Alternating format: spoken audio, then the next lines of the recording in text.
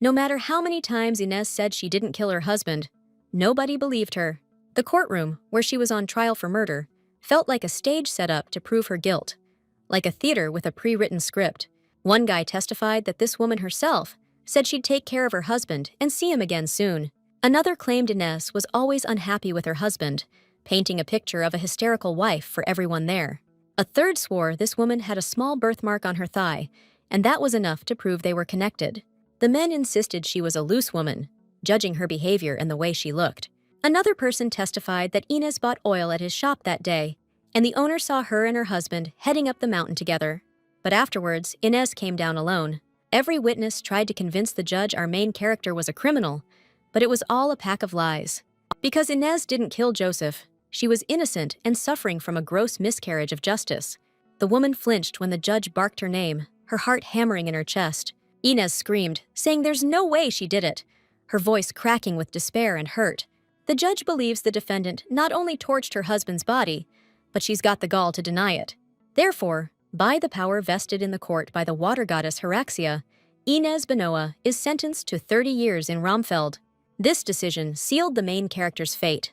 Everyone in the courtroom wanted the poor woman to just drop dead, saying she wasn't even worth the rotten scraps they fed her. And just like that, Inez landed in Romfeld, where every single day felt like a living hell of suffering and degradation. In this place, she had to eat food thrown to her like she was a dog, stuff that no human being should ever have to touch. Her body constantly ached and screamed from back-breaking labor, leaving her feeling completely drained and broken. Here, the prisoners lived in constant fear of the absolute power that could crush them at any moment. People's souls were dying, numb to everything, but Inez kept telling herself she had to hold on to life. These endless hellish days dragged on for 10 years. Until one day, the newspaper reported that the new emperor, who had ascended the throne, was granting special pardons to criminals. That's when Inez Benoit was asked to accept an order from the emperor. The woman was granted her freedom, and for the first time in a long time, she could see the bright light, which momentarily blinded her. Before she could leave, a prison worker called out to our girl. He handed Inez a letter, explaining that a woman claiming to be her maid had tearfully begged him to deliver this message. The main character took the note surprised, and then she thanked Homer for his care and kindness. The man left, leaving Inez outside the prison gates, where a new chapter of her life was about to begin. A warm, genuine smile spread across the woman's lips, because now she understood Susan hadn't forgotten her, and that hope warmed her heart, filling it with joy. But the letter's contents hit our girl like a ton of bricks, freezing her in her tracks. Her eyes darted back and forth, rereading the lines, trying to process every single word. Susan wrote about their mother's passing, the family's downfall, and their father taking his own life. Just when she thought she was out of the woods, another nightmare begins, like some unseen force was waiting for it. A voice echoed in Inez's head, insisting that all these people died because of her, and the choices she made that led to this mess. There's no going back. Now she's all alone, like a lost bird without a nest. She's the one who killed them all, her husband, her mother, and her father. And that guilt crushed her soul. The voice kept repeating itself, and she grabbed her head, unable to bear the torment any longer. The noise in my head just kept getting louder and louder. Inez took off running, sprinting into the woods, hoping to escape that awful voice in her head.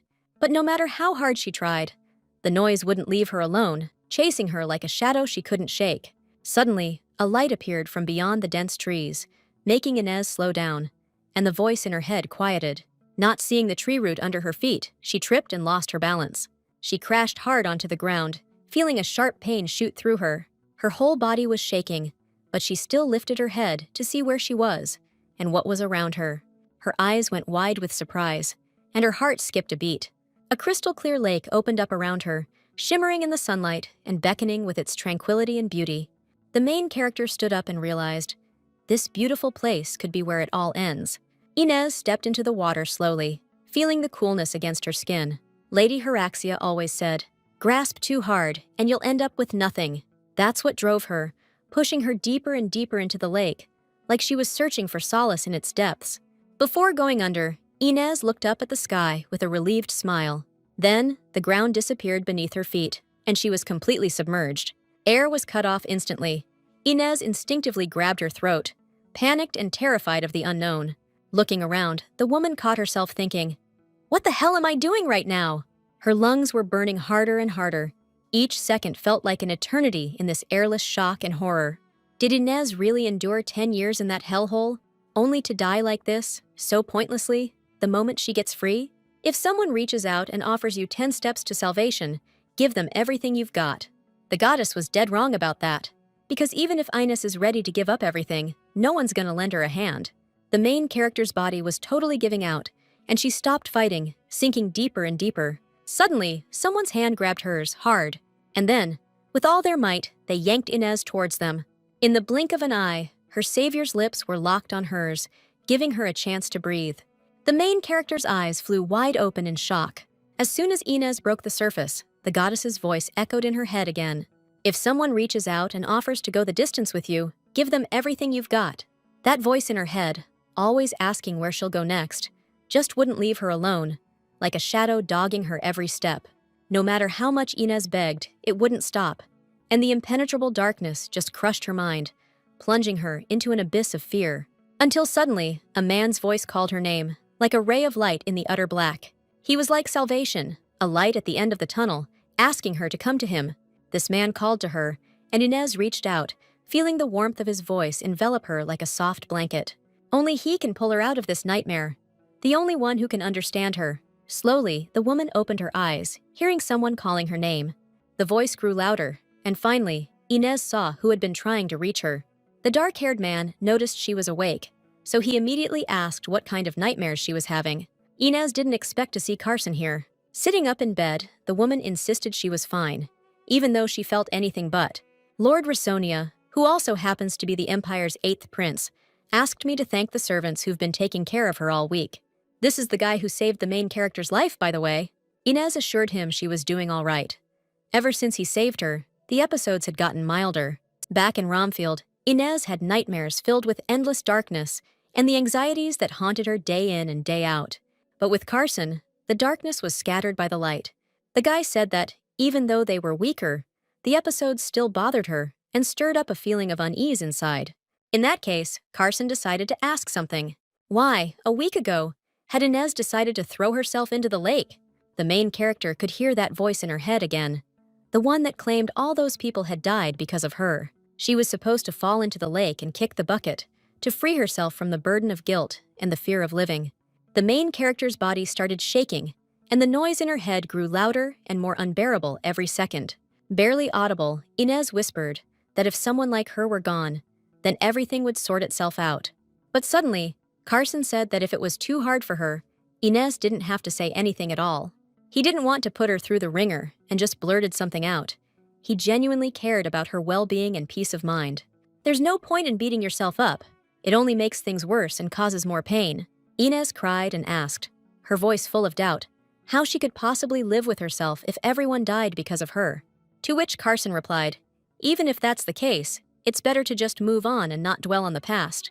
The main character couldn't understand how he could be so sure. The man replied that this is life. Sometimes you just have to move forward, and it's up to Inez to decide what it will be. For half her life, the main character had only heard people telling her they wished she was dead. In the courtroom, everyone was piling on, acting like she was responsible for every bad thing that ever happened and didn't deserve a break. In prison, they were constantly roughing her up, saying she was a piece of garbage who deserved everything she got. So now, Inez had a hard time believing she wasn't just meant to kick the bucket. Could it be that she actually wanted to live, even after all the crap she'd been through over the years? Realizing this, a faint, weary smile touched the main character's lips. A few days later, it was pouring rain, but Inez still decided to visit the cemetery to pay her respects to her husband. Her shoes and clothes were soaked through, but that didn't stop her from doing what she came to do. Soon enough, the main character managed to find the right grave among all the others. After 10 years, she couldn't even cry, even though her heart was full of sadness and wounds that just wouldn't heal. The headstone read, Joseph Benoit, and underneath, here lies the hurt he carried in his eyes in his final moments. Everyone kept saying Inez offed her husband, which made her start feeling weird, like maybe she actually did it. But now, all our girl wanted was to ditch those gnawing thoughts that were messing with her head and her life. Inez was going to be done with Joseph for her own sake, to shake off the weight of the past and start fresh. She slipped off her wedding ring and left it on her dead husband's grave, like a final goodbye to what was. Right then and there, memories of the good times, when they were together and totally in love, started flooding her brain. Inez remembered Joseph getting down on one knee with that very ring, asking her to be his wife. She apologized to her husband because she wasn't planning on coming back to this graveyard anymore. From now on, she wanted to ditch the past so she could live happily and enjoy every new day. Inez needed to get back to the village now, before the weather got even worse. The heavy rain had cleared the streets, and all you could hear was the sound of the drops in the gloom. But then, out of nowhere, the main character spotted a guy's silhouette up ahead. Inez froze, totally stunned, and just stared at this dude. Is she seeing things? 'Cause that looks like Joseph standing right there. But no way, the guy's dead. She thought hoping he'd come back was just a crazy pipe dream. The guy glanced back a little when Inez called out, asking him to hold up for a sec. Suddenly, he bolted, even though a second ago, they totally locked eyes. This ain't no hallucination, and it's not just someone who looks like him. Her heart's pounding like crazy with excitement and the hope of seeing him again. Even after 12 years, Inez couldn't mistake him. Every move, every gesture, she knew them like the back of her hand. So, the main character took off after him, dodging everything in her way, hoping for a miracle. She was sure of it. That guy had to be Joseph. Just like she figured, the moment Inez caught up to the guy, he smiled and said her name. Our girl, deciding to get a closer look, asked him if he was really alive and not some kind of ghost. She just couldn't wrap her head around why Joseph was only showing up now, after all this time. A wide, creepy smile spread across the blonde guy's face. She froze, totally confused by that smile of his. Just then, they heard the sound of horse hooves pounding nearby. Before she could even react, the mare reared up right in front of her.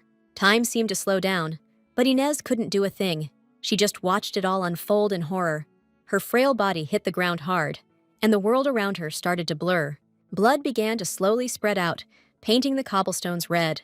Inez stared at Joseph, completely lost as to what the hell was going on. Even though it hurt like crazy, the main character still reached out to her beloved, hoping for some support. Out of nowhere, Joseph coldly called her a stubborn fool, and his words cut through her heart like a knife. He was bummed Inez didn't kick the bucket the first time, and that revelation wounded her even deeper. The blonde praised the coachman, handing him a whole sack of coins for a job well done. Then he walked up to the main character and said, annoyed, that he even became undead just to send her to Romfield. But who knew Inez would get sprung from that hellhole so soon? The main character listened to all this, not believing her ears, like she was trapped in some kind of nightmare. Joseph sneered, suggesting she get revenge for the injustice if she could actually manage it herself. This was total nonsense. Inez couldn't figure out why this guy tossed her into that living hell. You telling me he never even really loved her? Inez thought things were finally gonna be okay, but I guess she was destined for a bad ending. But our girl wasn't about to go out like that. She wanted a shot at a happy life, no Joseph involved. Blinding light hit Inez, and her eyes snapped open. Next thing she knew, she was back in her old bedroom, in her bed.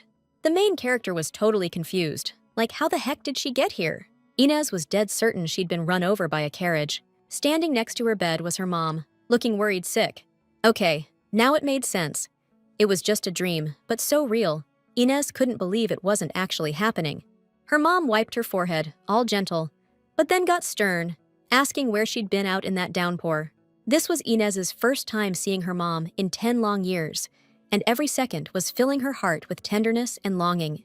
Our girl reached out and touched her hand, begging for forgiveness, and couldn't hold back the tears of joy. Doesn't look like her fever's breaking, so Mom decided to grab more water, telling her daughter to stop crying. Inez shot right up in bed. She didn't want her mom to leave her alone. More than anything, our main character wished this dream would never end. Getting to her feet, Inez froze instantly. For some reason, her ankle felt totally fine, and that blew her mind. Ever since she started limping, even in her dreams it always hurt. So what was happening now was super weird and confusing. Inez desperately begged her mother to stop and not leave her alone, but she cut herself off short, seeing her reflection in the mirror. The main character's legs buckled instantly, and Inez collapsed to the floor, staring in horror at her reflection. Her mother rushed to her side, anxiously asking if she was all right and why she'd jumped out of bed in the first place. Inez realized with a jolt that she looked 20 again, and it all felt way too real. Mom's alive, her face is young, and my ankle's fine. This can only mean one thing. I've gone back in time. The main character decided to ask her mother how old she was this year. The woman replied, confused, that she was 39, not understanding why Inez was asking with such intensity. So that makes the main character 20 right now. And this isn't a dream. She's traveled 12 years into the past. Sitting at the table, Joseph remarked that the lady wasn't quite herself today. This guy's a commoner who became a knight through sheer skill and earned the respect of the nobility. Too bad the poor sap got offed by his wife a year after they tied the knot. But the truth is, this is the guy who stabbed our heroine in the back. That rainy night, he had this crazy grin on his face. But now Joseph's all shy, looking at her with puppy dog eyes. Inez just smiled and said it wasn't like that at all. The guy got all flustered and timidly asked her not to lie. His face lit up with a happy smile the second Inez said she'd been looking forward to seeing him all day. Joseph politely asked if she could spare him some time on her upcoming birthday. Our girl remembered that on her 20th birthday, this guy proposed, and that's when all this crap started. Inez nodded and promised she'd try to make some time for him. The guy thanked her and said he'd better get going, since he had some stuff to take care of. Our heroine knew it. Joseph would take a couple of steps, turn around, and start talking with that same fake sincerity. And just like that, the guy dropped a bomb he'd been holding on to. He'd become a knight in service to a major noble family. Inez jumped up that time and ran over to Joseph, totally stoked for him and proud of what he'd pulled off. She couldn't hold back how hyped she was. But now, she just gave him a polite congrats and told him to get a move on with his errands. A little breeze kicked up, carrying Joseph's question to Inez. Wasn't she even going to ask which family he was knighted by? The main character told him he was already a knight, and which family didn't really matter. Either way, it was a good, respectable job. Truth was, Inez knew Joseph had become a knight for Count Raymond's family from Risonia. That family wasn't exactly known for being friendly to commoners, so she was trying to figure out how Joseph even got in. Thinking about it, it was super weird, because guys like him don't usually catch a break like that.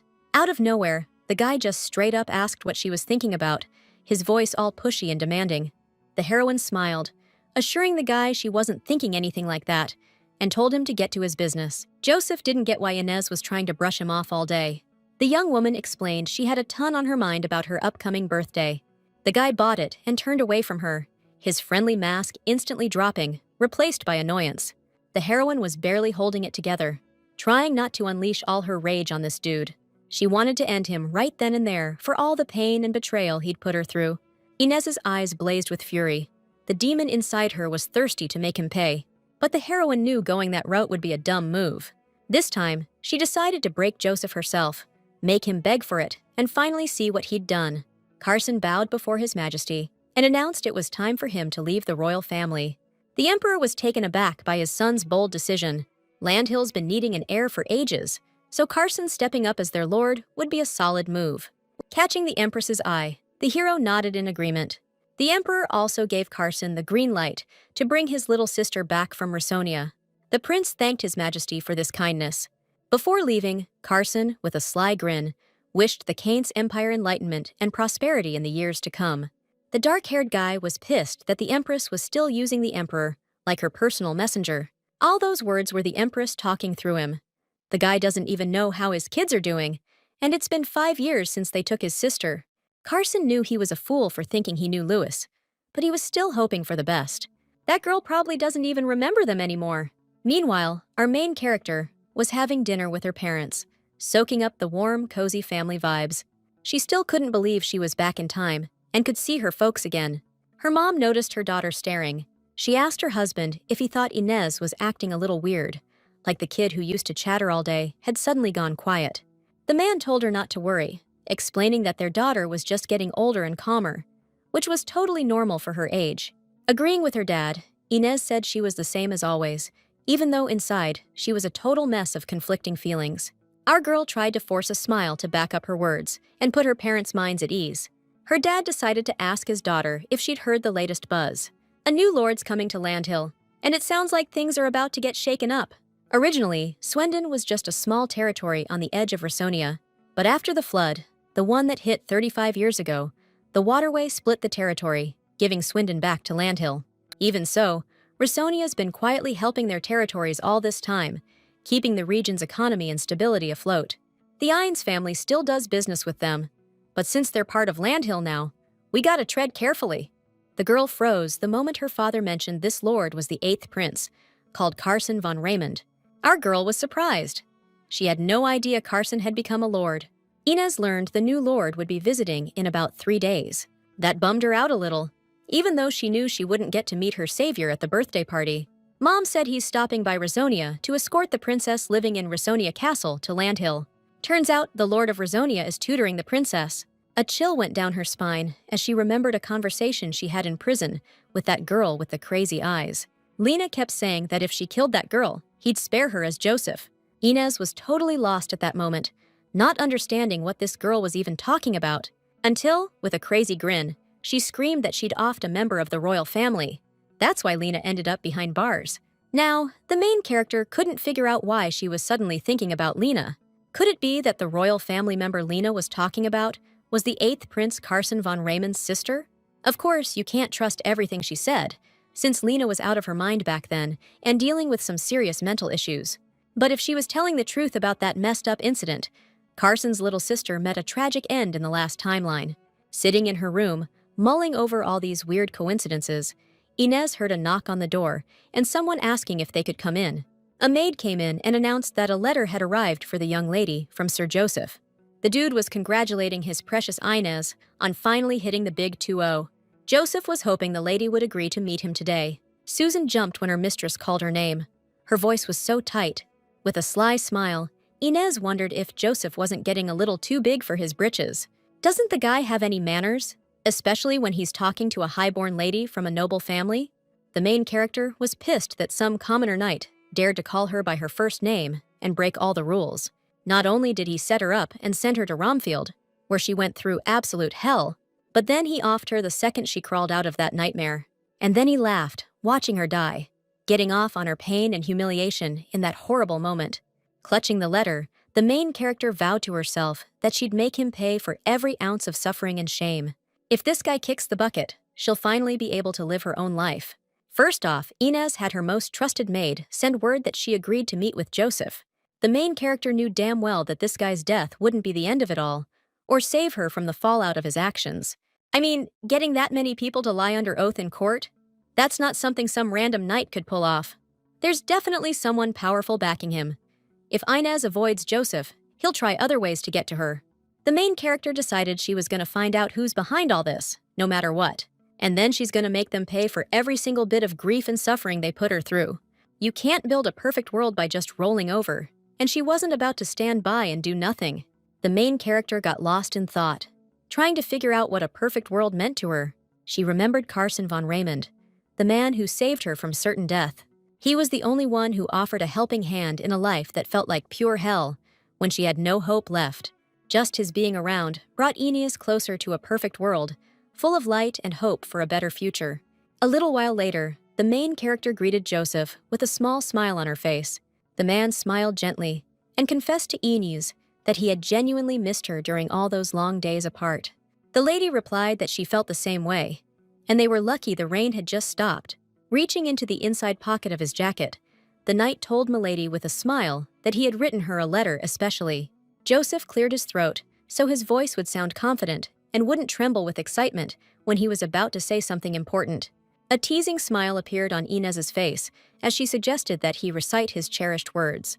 The knight nodded eagerly and said that he wanted to convey all his deep and sincere feelings for her through this letter. The main character remembered every line that Joseph was about to say to her perfectly, because they had once been precious to her. He asked her to remember the day they first met, when her golden hair seemed to glow in the moonlight. The look in her green eyes, so full of tenderness and mystery, took Joseph's breath away, and he froze for a second. From that moment on, he loved her with all his heart. Actually, she read this letter every single day, so she knew it by heart, believing every word was sincere. After finishing the letter, Joseph turned to the beautiful and noble Lady Inez Swendon once more. Then, he knelt before her, ring in hand, and offered her his hand in marriage. The main character stood up and reached for the box, but then she slammed it shut and told Joseph to stand up. The knight was confused. Was this a rejection of his feelings and his proposal? But Inez replied with a hint of sadness in her voice, that it wasn't like that at all. The young woman explained that she'd already received a marriage proposal today from another noble family with serious connections. Her parents got a wedding offer from a family that could guarantee her a stable future and security. Taking Joseph's hand, Inez gently asked him not to get too worked up about this, because she was planning on turning them down. But that'll take time, because even Joseph knows her dad won't give us his blessing without a damn good reason. The guy asked, with worry in his voice, how long he'd have to wait for the moment they could finally be together. Inez coldly replied that there was no definite answer, since who knows how long it'll take for her mom and dad to accept their love. But since Joseph's now part of the Count's family, he's got to really impress her parents, so her dad approves of their relationship. But the guy didn't get how he could prove himself in peacetime, when there isn't even a war to show his valor. Inez sadly asked him if he was really gonna let her live as the wife of some commoner, with no status or respect in society. If Joseph really wants to marry her, he's got to step up and prove he's serious. The main character knew damn well that to get things moving, she had to put the screws to him. Someone's pulling Joseph's strings, and it's stopping him from doing what he really wants, forcing him to dance to their tune. And this someone took a nobody commoner and turned him into a knight of a Count's family, capable of getting a title and perks. Then, this same someone leaned on the court, which led to her getting framed for her husband's murder. When Inez's family fell apart because of those bogus charges, this person was right there to cash in. She asked Joseph why he wasn't saying anything, if all that love talk was just a load of bull. If that's the case, she couldn't accept his proposal, because that'd be a total betrayal of her own heart. Inez knew in her gut that the only one who could be behind this was Count Graham, the guy Joseph's working for now. The knight grabbed her hand, not wanting to let go, trying to keep her there with him. And then he exclaimed, all worked up, that it wasn't what she thought at all, and that his feelings for her were genuine and true. Inez shifted her gaze to the hand that this jerk was now holding. Then, yanking it away and clutching it to her chest, the girl asked if the man truly loved her, or if it was all just a game to him. The heroine promised that this time she'd try to put off the marriage talk for as long as possible, but if more proposals came in, she wouldn't have a choice. Inez took the ring and said she'd hold on to it for now, if the man was okay with that. When things finally settle down, this ring will be a symbol of victory for the main character. Inez suggested ending the conversation for today. The gardener would be here soon, so it was time for them to split. But before leaving, the girl decided to ask Joseph if he honestly considered himself a man of humble origins and no better than anyone else. The man visibly tensed, and his gaze turned icy for a moment. Silence hung in the air. Joseph didn't understand what the lady was talking about or how he should react to her words. Their eyes locked, and you could cut the tension with a knife. Without a word, the main character just smiled and nodded goodbye. The second she turned her back and headed towards the manor, her smile vanished and her eyes turned ice cold. Joseph's face went completely hard as he watched her walk away. After a bit, the main character told Susan to hurry up, because Prince Carson would be arriving at the main square any minute. The maid, all worked up, asked her mistress how she knew about this secret passage. Inez just smiled and said she'd been here before. Suddenly, she remembered chipping away at stones here when she was locked up, dreaming of freedom. The main character added with a warm smile that it was a lifetime ago. Susan confessed to her mistress that she was actually a little surprised by her ladyship's actions today. She didn't expect the young lady to want to go see Prince Carson. Inez figured the maid thought she was some kind of simpleton, only interested in that commoner Joseph. Susan's surprise was understandable, considering how head over heels Inez was in her past life. Joseph popped the question to the main character 3 days ago. He hasn't contacted her since, so Inez started worrying about what he's cooking up again. But right now, seeing Carson is the priority. He's probably 21 now, and the main character's curious about what he looks like these days. Meanwhile, several horse-drawn wagons, loaded with goods and supplies, were approaching the city. Leading them on horseback was the Empire's 8th prince. Carson was stoked he could finally pick up Louis, his beloved sister, who he'd been waiting for so long. Thing is, the guy was pissed that this was taking way longer than he expected. When our hero turned 15, his mom kicked the bucket, leaving him with a ton of weight on his shoulders.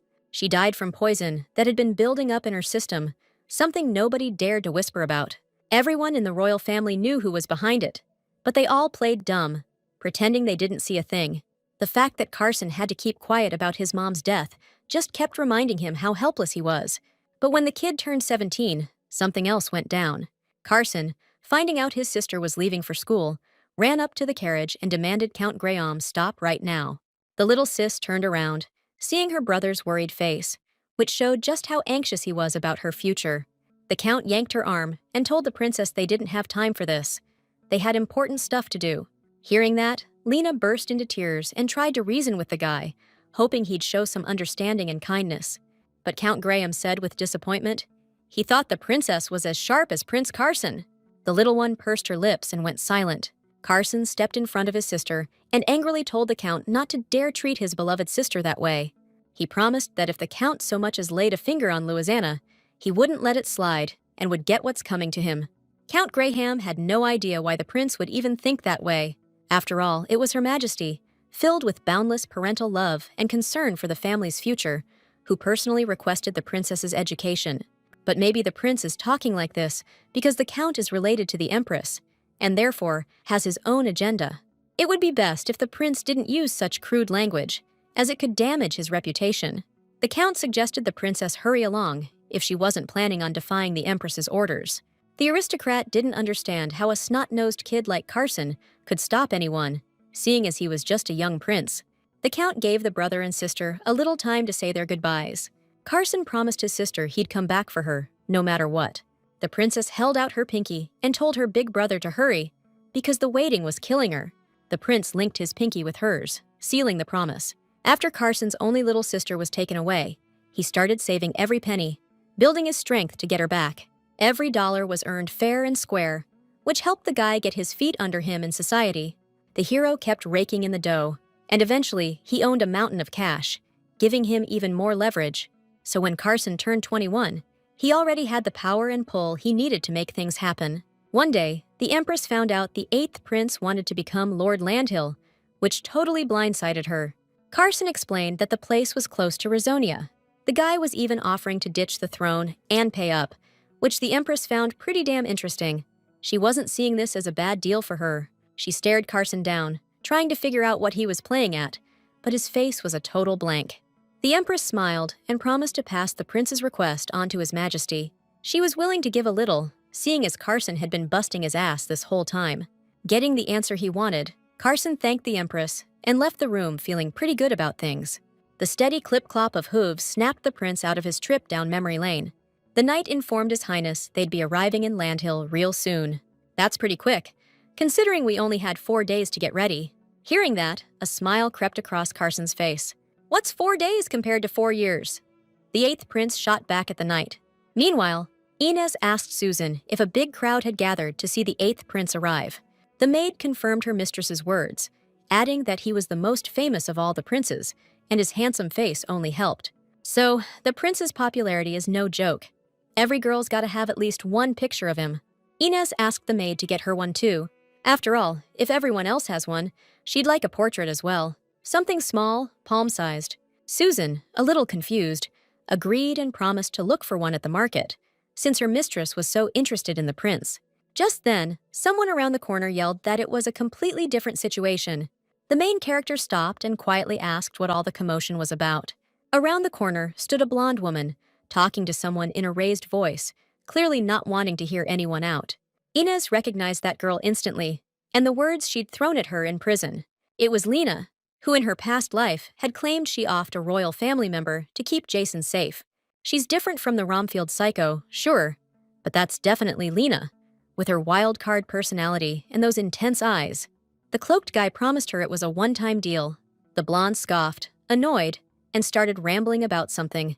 The main character froze, straining to hear their conversation, hoping to catch a key word. But the maid urged her lady to hurry, reminding her that time was ticking and the prince could show up any second. Inez had to agree, but she still couldn't figure out what Lena was doing in a place like this. That shady dude gave her bad vibes too, and Inez could feel something fishy going down right in front of her. Soon the girls reached the main square, packed with people all hyped to see the 8th prince in all his glory. Lena said in Romfield that she killed a member of the royal family in Rizonia, which means a murder is about to go down in this crowd. If she was talking about a princess from the royal family, that crazy woman was talking about Carson's little sister. Since the prince is picking up his sister in Landhill today, Lena's gonna ice the princess today. Inez clenched her fist, realizing the disaster that could be about to happen. I gotta tell someone ASAP to prevent a possible tragedy. But who's gonna believe me? And what if it's all for nothing? The main character was scared. She was afraid of screwing everything up again. Suddenly, some woman bumped Inez with her shoulder and rudely told her to let her through the crowd. Then, a girl walked past the main character.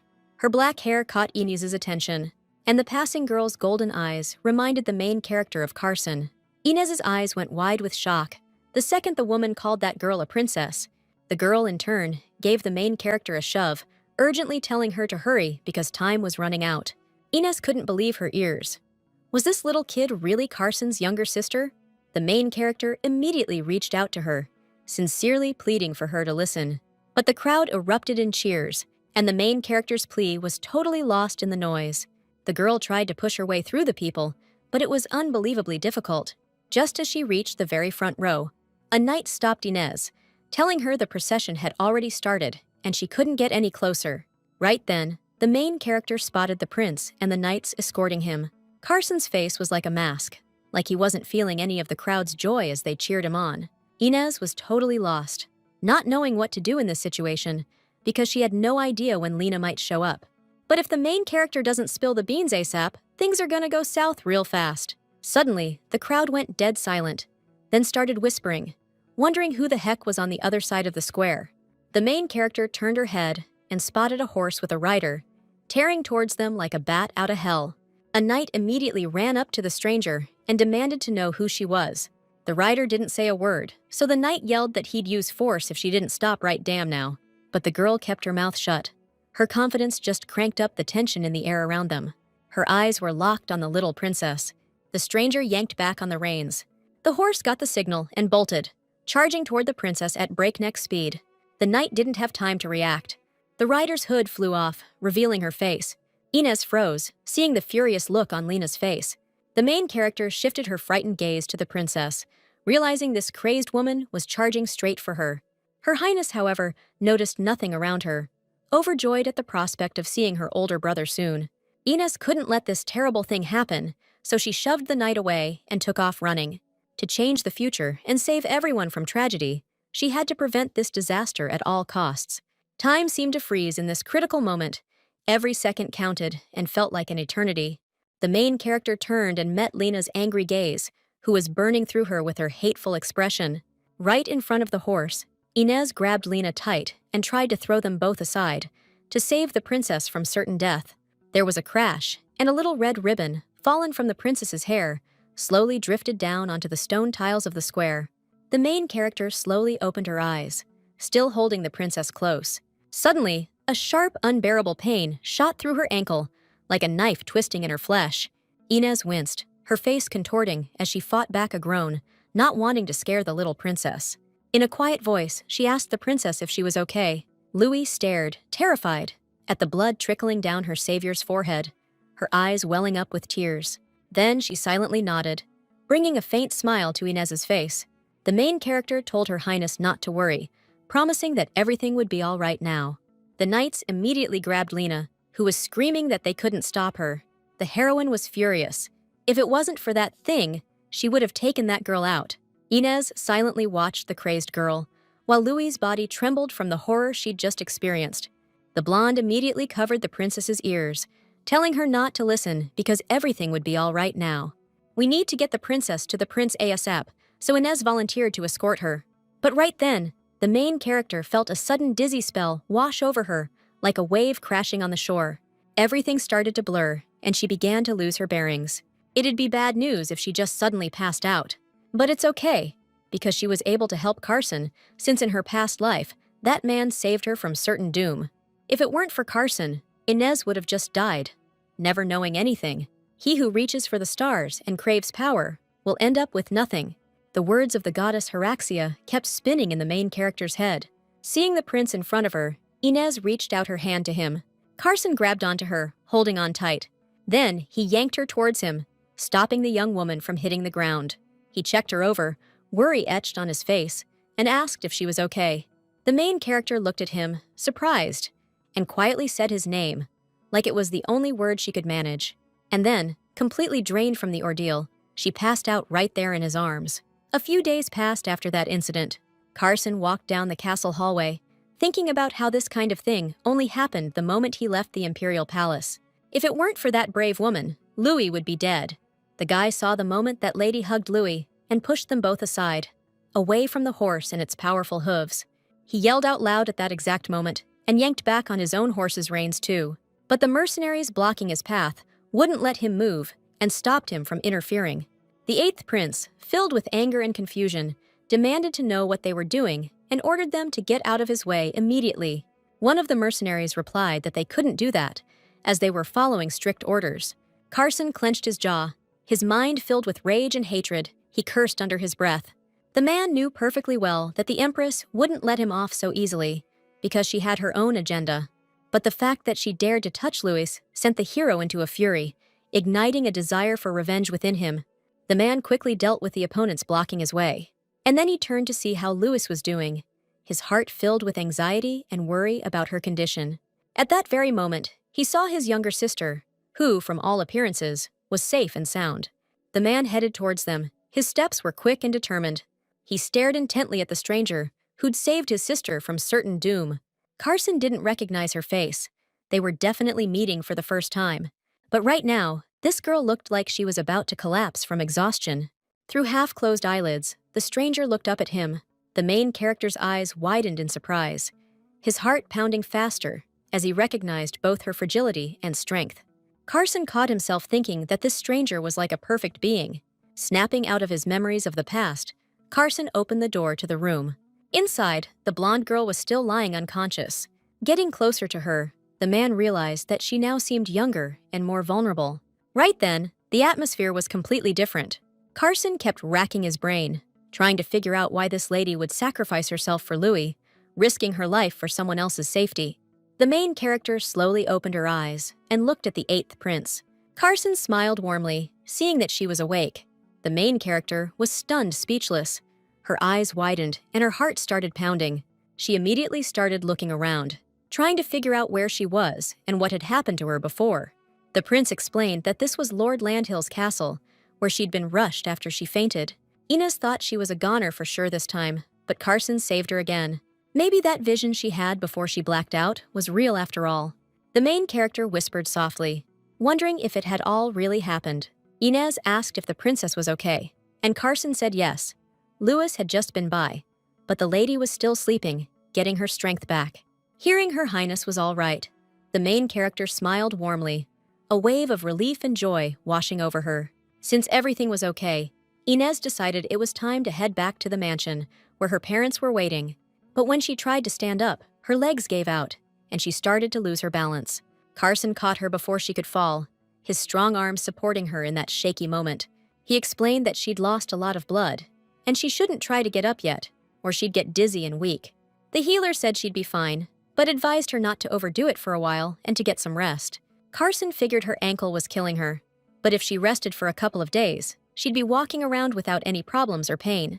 That bummed Inez out, but she agreed with what he said. Seeing her reaction, the prince's expression also turned sad, and he went silent, unsure how to cheer her up. He just couldn't figure out why he felt so awkward around her. Suddenly, the main character went ice cold and asked what was up with that woman riding the horse. Carson froze for a second, thrown off by the lady's sudden change in attitude. Then he told her that they weren't sure who that woman was yet, but she was being held in the castle. The main character went deep in thought when she heard that. She started racking her brain, remembering everything Lena had told her back in Romfield. If Lena's telling the truth, the guy behind this whole thing is Lord Rissonia, Earl Graham. It would be a major win for both Inez and Carson if they could prove this guy was behind an attack on a member of the royal family. A golden opportunity like this could change everything. We can't let it slip through our fingers. The main character asked if she could meet with this girl. Raising an eyebrow, the prince asked, confused, what she wanted to see her for. He couldn't understand her reason for wanting to meet with such a dangerous woman. Inez awkwardly replied that the girl looked familiar. The guy was skeptical, saying the criminal was locked up tight, but maybe she knew who she really was. The main character said she needed another look to be sure and clear things up. It got awkward because the eighth prince didn't say anything, didn't know how to react to her request. Carson didn't get why she'd want to meet the person who almost offed her. Her decision seemed super sus to him. The guy finally smiled, a little sarcastically, and said if she really wanted it, he'd definitely think about her request. A faint blush crept onto her cheeks, giving away her embarrassment. The guy wished her a speedy recovery, took a step back, and headed for the door. Before leaving, the prince stopped and told her he'd already explained the situation to Viscount Swindon, so she didn't have to worry. The guy also asked me to stay here until the girl's completely recovered, so she can get her strength and health back. The main girl plastered on a smile, wondering if she was being locked up here like Lena, in this castle. Just like that, a whole week flew by. Prince Carson was in his office, plowing through a huge stack of papers, lost in kingdom business and his own thoughts. That woman still hasn't confessed, despite the countless interrogations and attempts to get the truth about her plans. She keeps saying she was drugged out of her mind at the time and doesn't remember anything. She was totally out of it. They also tried to get something out of those mercenaries who attacked the prince. Their bodies were examined, but they couldn't ID them, which just makes this whole thing even more of a mystery. Carson sighed heavily, realizing that nothing in life comes easy, especially when it comes to the safety of the royal family. And Inez Svendon kept popping into the prince's head. Her image just wouldn't leave his thoughts. The guy made it his mission to find out who she was. Turns out, she's the only daughter of Viscount Swindon, and just a regular girl. The fact that she saved someone in that kind of mess is pretty wild. Plus, how chill she was about the pain. Carson's got mad respect for her grit. The eighth prince even started wondering if she's really just some ordinary young lady, or if there's something more to her. Right as he's thinking all this, the butler knocks and tells him Miss Swindon's here. The eighth prince tells him to send her in.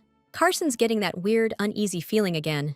The blonde walks in and curtsies, greeting His Highness with all the proper respect and grace. His eyes immediately drop, checking out how her leg's doing after that injury. Inez's leg was still super swollen, even though the healer said it was just a minor thing and she'd be fine soon. The prince wondered if she could even walk right. Suddenly, the guy realized something. This weird feeling inside.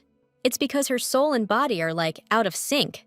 Our heroes headed over to the table to hash things out. Scraping back a chair, the eighth prince was all class, gesturing for the lady to sit, showing her respect and whatnot. Then, the guy asked how her ankle was doing, 'cause he genuinely cared about her well-being. Inez said she was fine, but you could hear a little bit of exhaustion in her voice from everything that had gone down. So Carson decided to ask if anything else was bothering her. The main character said no, which made the eighth prince stoked. Inez asked if she could go home since she was feeling better, and the prince figured she was all healed up. The heroine can't breathe a word about Lena right now, or she'll never get to go back to her folks. Before leaving, the guy decided to properly thank our girl for her bravery and sacrifice. With that, Carson glanced at his assistant and told him to hand over the documents. The prince expressed his gratitude for saving his only little sister, adding that he was late with his thanks because of some unfinished business. Inez felt awkward and replied that she just did what she had to do, not expecting any reward. However, the Empire has to reward someone who saved a member of the royal family. The main character was given a list and asked to pick what she needed most, so she could get a worthy reward. The eighth prince told her to take her time reading through it, but Inez had already made a decision, and it was a total curveball for everyone in the room. She's angling for immunity, a free pass to dodge responsibility for, well, something. Carson was thrown for a loop. He figured she'd go for land and jewels, the usual play. Okay, so this lady's got more going on than meets the eye. Her game runs deep. The prince had to ask, what kind of mess is a noble lady planning to get into that requires this kind of protection? But for our girl, that was enough. Inez played it cool, just casually asking, what if she did happen to off somebody someday? This noblewoman's words caught him off guard. That kind of blunt talk just wasn't done in their circles. Then he grinned and told her that was a pretty wild answer. He was curious what this dame could possibly do with those dainty little hands. Inez explained she wasn't planning anything, just saying you never know what tomorrow might bring. Like the lady said, you never know what the future holds, and Carson totally agreed, 'cause it's the truth. But this girl needs to understand that diplomatic immunity doesn't give her a free pass from the potential fallout of her actions. Inez knew that. She just didn't want to end up in Romfield. The prince was surprised, asking if she meant the prison near Rizonia, the one famous for its harsh rules and brutal guards. Her voice trembling, the main character said it was an unbearable place. At least that's what she heard from people who'd been there. The heroine just wanted the prince to promise that with her immunity, she wouldn't be sent to Romfield and her family wouldn't suffer.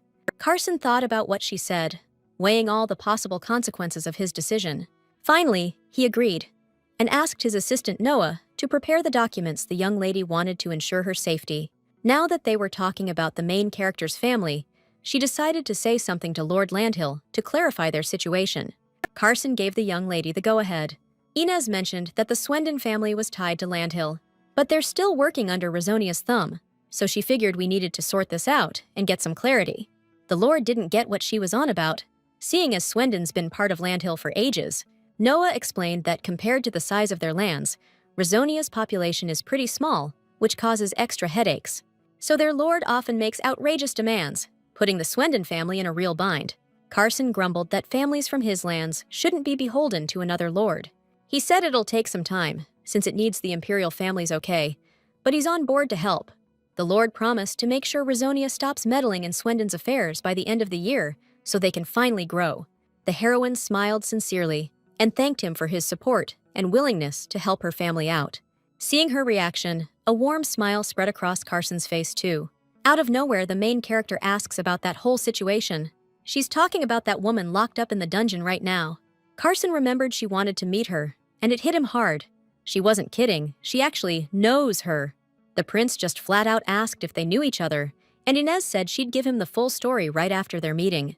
The guy decided to take her at her word and asked Noah to go with her, so she wouldn't feel so alone. The main character immediately perked up and was like, "Hold on, I don't need a babysitter, I can handle this myself." The girl didn't want to put anyone out, but Carson still insisted Noah go with her, since Inez was the one who'd done him a solid. So the main character was pretty much stuck with the prince's decision. But suddenly, Carson calls out to her, deciding to ask a question that's been eating him up inside. The main character stopped right at the exit and turned back, feeling like this question might be important.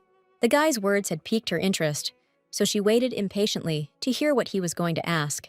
Out of the blue, the 8th prince wanted to know if they'd ever met before. Noah refused to comment on his master's question in any way, and just rolled his eyes. A smile played on the main character's lips, and then she replied that they had never met, even though her heart was pounding with excitement and memories of the past. Soon, the main character and the Lord's assistant descended into the dungeon, where the prison cells with the inmates were located. They approached the cell where Lena was currently being held. The cell door slowly began to open, gradually illuminating Inez's face.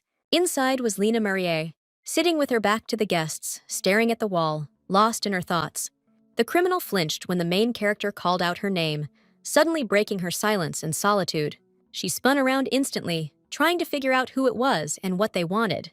Recognizing the pest who'd messed with her in the square, Lena jumped up and screamed that she'd ruined everything and destroyed her plans. Noah ordered the guards to tie up the prisoner first, so she couldn't move and wouldn't cause trouble during the conversation. Soon, Lena was sitting in front of the main character, with her hands tied, a furious and hateful look on her face. The main character calmly explained that even if she kept quiet, she'd still be judged and likely sent to Romfield. Lena sneered with contempt, asking sarcastically if the lady really thought it was that simple. Those words made the main character smirk back.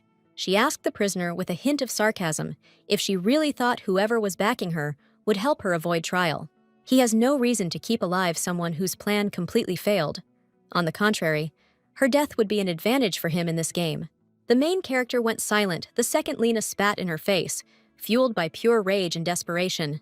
Noah jumped, instantly asking the lady if she was all right. Inez wiped the spit off her cheek and said she was fine, but the Lord's assistant suggested they call it a day and head back.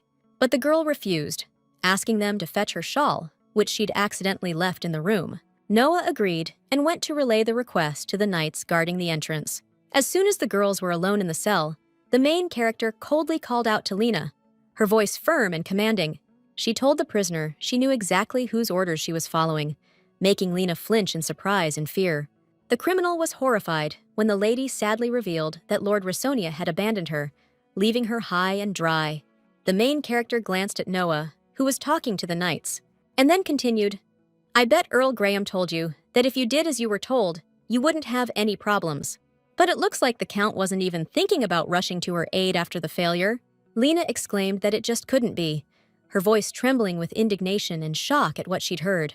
Then the main character said the name Jason, and the prisoner immediately fell silent, staring at the young lady with alarm in her eyes. Inez informed the trembling blonde that Jason would soon die. Barely audible, Lena whispered that it was impossible, as if trying to convince herself otherwise and hide her fears. The main character didn't know who Jason was, but she was sure that this person was extremely important to Lena. After all, she even lost her mind because of his death in her past life. Inez repeated that Jason, whom Lena cherished so much, would surely die at the hands of the Count in the near future. The prisoner immediately jumped up and shouted that Inez was talking total nonsense. Hearing the screams, Noah and the knight immediately went silent and warily turned their heads towards the cell. They rushed in, all freaked out, asking what the hell happened. The main girl explained that this inmate just went ballistic on her, screaming threats. Noah immediately ordered a guard to haul the perp off the floor and get her conscious. A little smile crept onto the main girl's face as she felt the power shift, like she was in control of Lena. She took a step towards her, and Lena flinched, totally caught off guard and scared stiff. You could see the pure terror in the inmate's eyes. The main girl whispered, cold as ice, that Jason was a goner. Lena, desperate, told Inez to shut her mouth, but our girl just calmly said she needed to do that herself. Then she grabbed the inmate's chin and stared her right in the eyes, steady as can be, because she was about to tell her what Romfield really was. First, we'll start by giving Lena a manicure and pedicure she won't soon forget, complete with screams of pure agony. Then, that pretty little body of hers will be nothing but a collection of broken bones and bruises. Mark my words, the day will come when she'll be begging for the slop she once spat out. Lena's desperate voice just begged Inez to shut her trap. You could hear the panic and despair all mixed together. Hearing her called a total nutjob actually made the main character smirk. And then she just burst out laughing, couldn't hold it in anymore. Who would have thought she'd ever hear that coming from crazy Lena? But the girl wasn't wrong. Ever since Inez went back to being 20, she's been slowly losing it from all the rage and fear. With fake concern, the main character asked if the criminal was getting scared by her words and the promises she'd made. Tucking a strand of blonde hair behind her ear, Inez told her not to worry so much, because she's gonna lose it too if she doesn't get her act together and change her fate right now. The knight returned, bringing the handkerchief Inez had asked for. The main character took it and thanked him for his trouble. Noah was just standing there, completely stunned. He had no idea what he'd just witnessed or how to even react. Before leaving, Inez told Lena to wake up and realize what kind of mess she was in and what was coming for her. If this girl keeps being stubborn and ignoring good advice, the consequences are going to be a total disaster. Everything she just heard will become reality if Lena doesn't change her behavior and how she deals with things. The main character begged Lena to team up with Prince Carson and tell him the truth, begging for mercy. It's the only way to save herself and her loved ones from certain doom and suffering down the line. Inez told the Lord's assistant that she'd said her piece, so she was heading out. Noah nodded, and the main character gracefully left the prison cell, feeling stronger after that conversation. As soon as there was a knock on the door, Carson allowed the visitor to enter, expecting important news. The door slowly opened, and Noah walked in, his face a mess of tension and uncertainty about the situation. He had absolutely no idea how he was going to explain everything that happened in the prison to Prince Carson. Tired of waiting for an explanation, Carson ordered his assistant to speak now and not waste any more time. Noah reported that Miss Svendon had returned to the mansion, and Lena Marie had agreed to tell everything. Hearing this, the prince raised an eyebrow in disbelief, not trusting his ears. He'd been working on that woman for a week, but Lena hadn't even breathed a word. Carson's expression immediately turned thoughtful. The peacekeeping force is still pushing hard to get Lena out of jail. If they get their hands on her, she'll be within the Empress's reach, and she'll figure everything out real quick. Looks like she's sweating that the mastermind behind all this will be exposed, and her whole scheme will fall apart. Carson begged Lena for ages, but the second she met Inez, the girl finally decided to spill the beans. The hero was totally thrown. He couldn't figure out how Inez knew all about Louis, Lena, and how to fix things. Back in the day, he'd have just chalked it up to fate, but now the prince wanted to know what those two were talking about. Noah said it was nothing much, except for one thing. Inez told the convict about Romfield. What if she keeps her mouth shut? She's definitely going to end up in that place.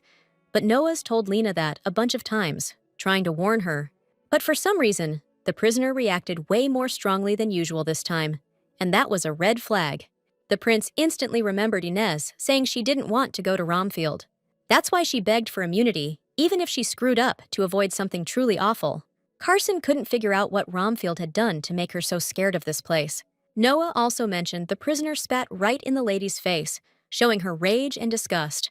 The noblewoman asked the knight to fetch a handkerchief, and once the girls were alone, Lena's whole attitude shifted. The Lord stood up and said he wasn't getting any of this and needed a full explanation. That's why he decided to head down to the dungeon, because he wanted to meet the prisoner face to face and figure out what she was really up to. Out of the blue, Noah said that Princess Louisanne personally escorted Lady Swendon all the way to her carriage.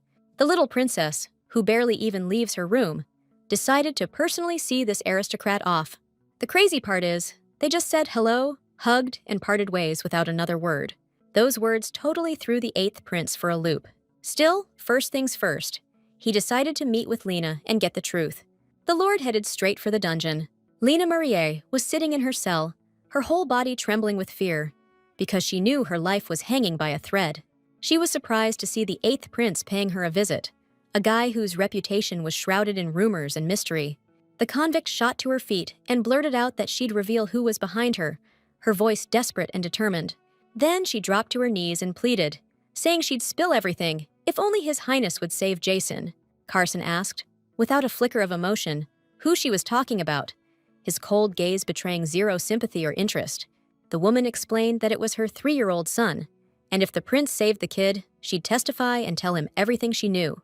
Lena said that Count Graham had snatched him, so time was running out. Every second counted. Hearing that, Carson's lips curled into a smile. Of course, he knew it was someone close to the Empress. But that even Prince Graham had no clue? Unreal. Gotta thank him, though. Because of this screw-up, he can use the situation to his advantage and get what he wants. Carson can finally nail the Empress and make her look real bad in front of everyone. The prince promised the prisoner he'd find her son and asked where he was right now. But Lena didn't know the specifics, just that he was being hidden somewhere. And the kid looks like this. Brown hair, blue eyes, and a little scar under his left ear. The prince told Noah to tell the knights to secretly investigate and find the boy ASAP. Carson decided to ask Lena Marie another question. The blonde flinched as soon as the conversation turned to the girl she'd met today. The guy was curious to know if the two women knew each other. But Lena just shook her head, said they met for the first time in the square. But it looked like Inez Swendon recognized her. And hearing that, Carson figured they were on the same page. The guy told the prisoner to hold on a sec while he found her kid, and Lena just started shouting thank yous. The girl promised she wouldn't forget Swendon's words. But then the prince suddenly stopped and coldly ordered everyone to forget the name of that Swendon woman. Headed back to his office, the prince called out to Noah. Then, he ordered them to start rumors that Lena Marie set the room on fire. But to keep the official stance quiet, avoid any extra questions, and tell the Public Safety Security Squad they can't release the body until the investigation's done. Gotta find a suitable female corpse. Gotta be burned up bad so no one can ID the face. And just like that, 4 days passed in the world.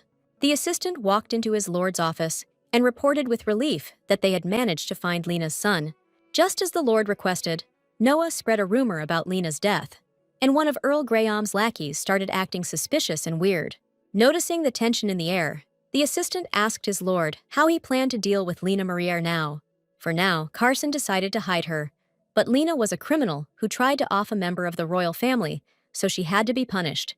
But for some reason, the prince thought he should ask Lady Inez for permission first. So Carson decided to put that issue on hold and ordered Noah to take the kid to Lena so she could see her son.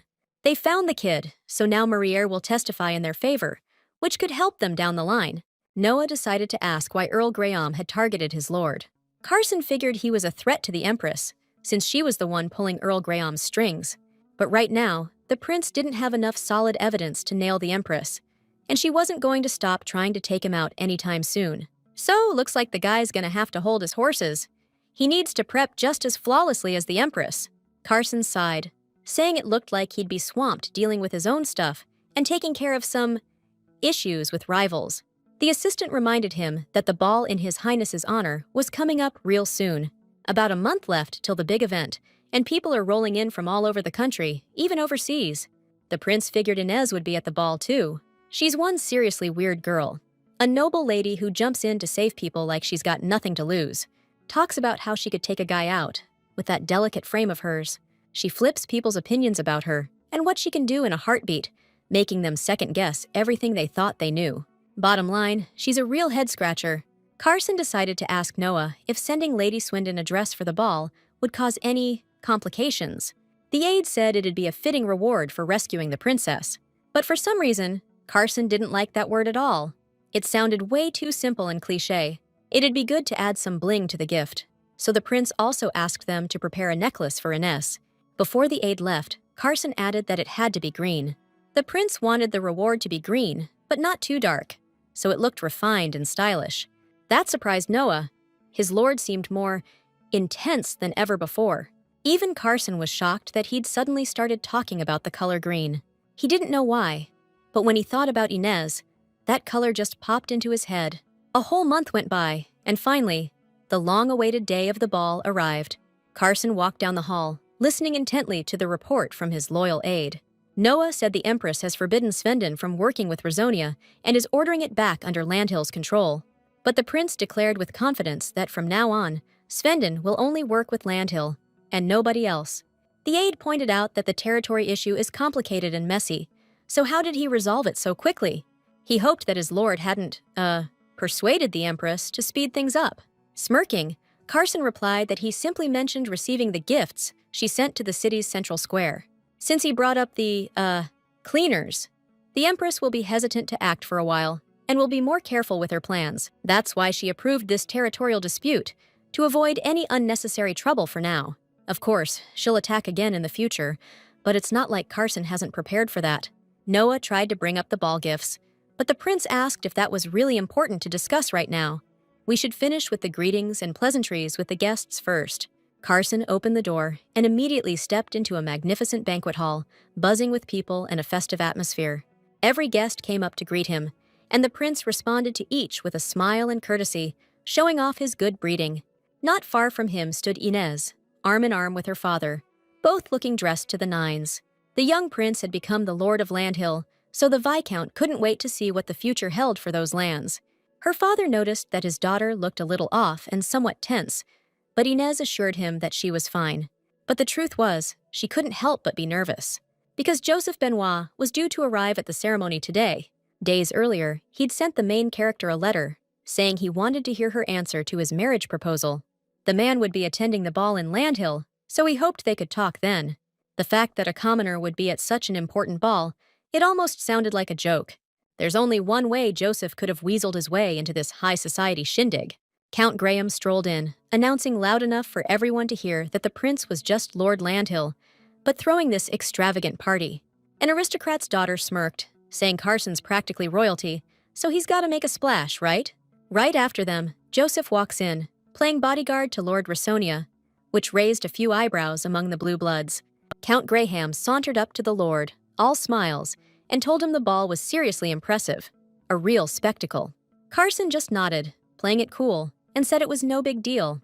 Count Graham mentioned he brought his daughter along and suggested the 8th prince waltz with her. Before the aristocrat could finish, Carson cut him off with a slight smile, saying everything was fine. That made the Empress's lackey chuckle to himself. He asked the lord not to be so hard on him, seeing as he'd been looking after Louis like he was his own family all this time. Carson's eyes blazed with anger, his jaw muscles clenched, and he coldly asked who the Earl was so concerned about. The Empress's lackey immediately shut his mouth and glared at the prince, realizing he'd stepped in it. Then he cautiously asked if he and Her Highness the Princess weren't family. Carson coldly, and with bewilderment, asked if that's how Earl Graham treated his family these days. The aristocrat raised an eyebrow and asked in confusion what exactly the prince was talking about, clearly missing the hints. Except Earl Graham sent Carson's sister to him with only a single maid, which was pretty damn weird. A look of confusion flashed across the Empress's lackey's face as he realized the situation was spiraling out of control. He wanted to explain something, but fell silent as Carson thoughtfully added that the Earl seemed to be hoping for something bad to happen. Before, the prince would have just kept quiet, because Louis was in this guy's hands. But now everything had changed, and he couldn't stay silent. Now the atmosphere between the two aristocrats was tense, and you could cut it with a knife. A lot of the nobles noticed it, including the main girl and her dad, who were watching everything closely. Carson shifted his gaze when someone else started talking to him. Viscount Andrew Swindon and Inez greeted His Highness with a slight bow. The lord immediately smiled and held out his hand. After shaking the Viscount's hand, Carson said he'd been wanting to meet him for a while and get to know his family better. Andrew Swindon immediately sensed the nasty vibes coming from Earl Graham, who was watching their handshake with displeasure. Then, Carson thanked Miss Swindon again, because she'd helped solve a major problem. The main character's cheeks flushed slightly with embarrassment when she heard the prince's words of gratitude. She thanked the aristocrat for such generous gifts. Inez wondered if Lord Rasonia had personally picked out the dress and necklace, which highlighted her beauty so well. The guy nodded, adding quietly that these were gifts for his benefactor, and he couldn't trust anyone else with that. The main girl blushed and said that he must be super busy, with way more important stuff than picking out presents. But then, Carson leaned in close and whispered in her ear that green really brought out her eyes. Andrew Swindon watched his daughter talking to the 8th prince, looking pretty surprised. Suddenly, Carson announced that he had something to say to both of these fine folks. Since they were all gathered in such a lovely spot, it'd be a good time for a little chat. Get some important business out of the way. Viscount Swindon got curious, and maybe a little nervous, about what exactly Carson wanted to tell them. Carson stated plainly and firmly that from now on, the Swindon family would be completely under Landhill's control. This sudden announcement totally blindsided the assembled nobles. The main girl looked pretty shocked too. The prince explained that after looking into it, even though Swindon fell under Landhill's jurisdiction, they're still tied to Rasonia. Earl Graham knew the territory shift happened 35 years ago, but now it seemed kind of fishy. It only happened because the landscape changed, right? If politics aren't involved, then everything should be cool. The Earl added that Swindon had been helping Rasonia for generations, but the prince cut him off. Carson coldly asked the aristocrat how he dared contradict the imperial family and question their word. He told the Earl not to sweat it, because Her Majesty the Empress signed off on these changes too. The aristocrat could send a letter to the palace right now if he didn't believe the prince and wanted to confirm things. But since this was an imperial family matter, the prince wasn't sure a regular earl could even make a dent. Now that Carson was the lord around here, he'd definitely sort everything out. The whole time, the main character and her dad were just watching this conversation, totally confused about what to do next. The lord told Count Graham that if he had nothing else to say, he was free to leave and not linger any longer, because the prince still had many people left to greet. Count Graham couldn't argue any further, so he decided to back down for now, even though the anger on his face was clear for everyone to see. Inez noticed that Joseph, who was passing by, turned around and looked intently at the 8th prince. Carson noticed it too, but didn't say anything. After a while, the prince went to rest in another room to regain some strength after socializing. But the aide reminded his master that he hadn't even greeted all the guests yet and hadn't fulfilled his duties. Noah added that the second part of the event, with dancing, would start very soon, and it was always the most anticipated by the public. The prince wanted to skip this part of the evening, but the aide replied that it could be damaging to his reputation. And then Noah held out a list with the names of the guests and young ladies so that Carson could familiarize himself with it before the dancing began. Carson didn't argue and scanned the document carefully. Then he asked Noah why it only had names and details about young women. Was he suggesting he pick a wife at the banquet? The assistant replied that it wasn't that simple. It's just nice to know something about the person you're dancing with at these events. But the prince coldly refused, crushing Noah's hopes that his bride selection plan might actually work. Carson didn't want to dance with anyone that night, let alone pick a bride from all the ladies present. But Noah insisted he shouldn't dismiss it so quickly, since the daughters of all the noble families of Landhill would be there. Each of these young ladies is different in terms of her family's status, reputation, dowry size, and of course, looks. So Noah did his best and wrote down all the worthy candidates, so the prince could pick the most suitable bride for himself from among them. With a heavy sigh, Carson called his assistant, resourceful. Noah scratched the back of his head and thanked him shyly for the compliment. The prince asked his aide to step out for a bit, said he needed some alone time to clear his head. Before leaving, Noah asked His Highness to take a look at the list while he was at it. Once he was alone, Carson got up and walked over to the window. Stepping out onto the terrace, the man let out a heavy sigh and gazed up at the star-filled sky. It's a little awkward playing the Lord all day, but it sure beats being in the prince's shoes. Then, the man glanced down at the list in his hand. He knew damn well that for a bachelor lord, the topic of marriage was unavoidable, and sooner or later he'd have to make a choice. Something caught his eye as he started going through the list again. For some reason, Inez's name wasn't on it, and that really threw him for a loop. The man looked up from the paper as soon as he noticed some movement below that caught his attention. It was Lady Swindon, sneaking into the woods under the cover of darkness, clearly trying to avoid prying eyes and ears.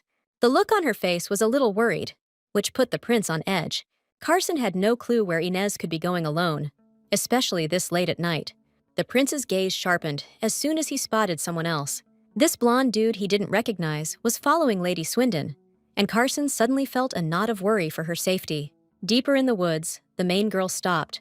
Once she was sure they were alone, and then she said they could finally talk in peace. Turning around, she saw Joseph, who was looking at her with a happy smile. The guy took a step forward and asked how Inez knew he'd been following her the whole time. The main girl replied that she just caught a whiff of his cologne.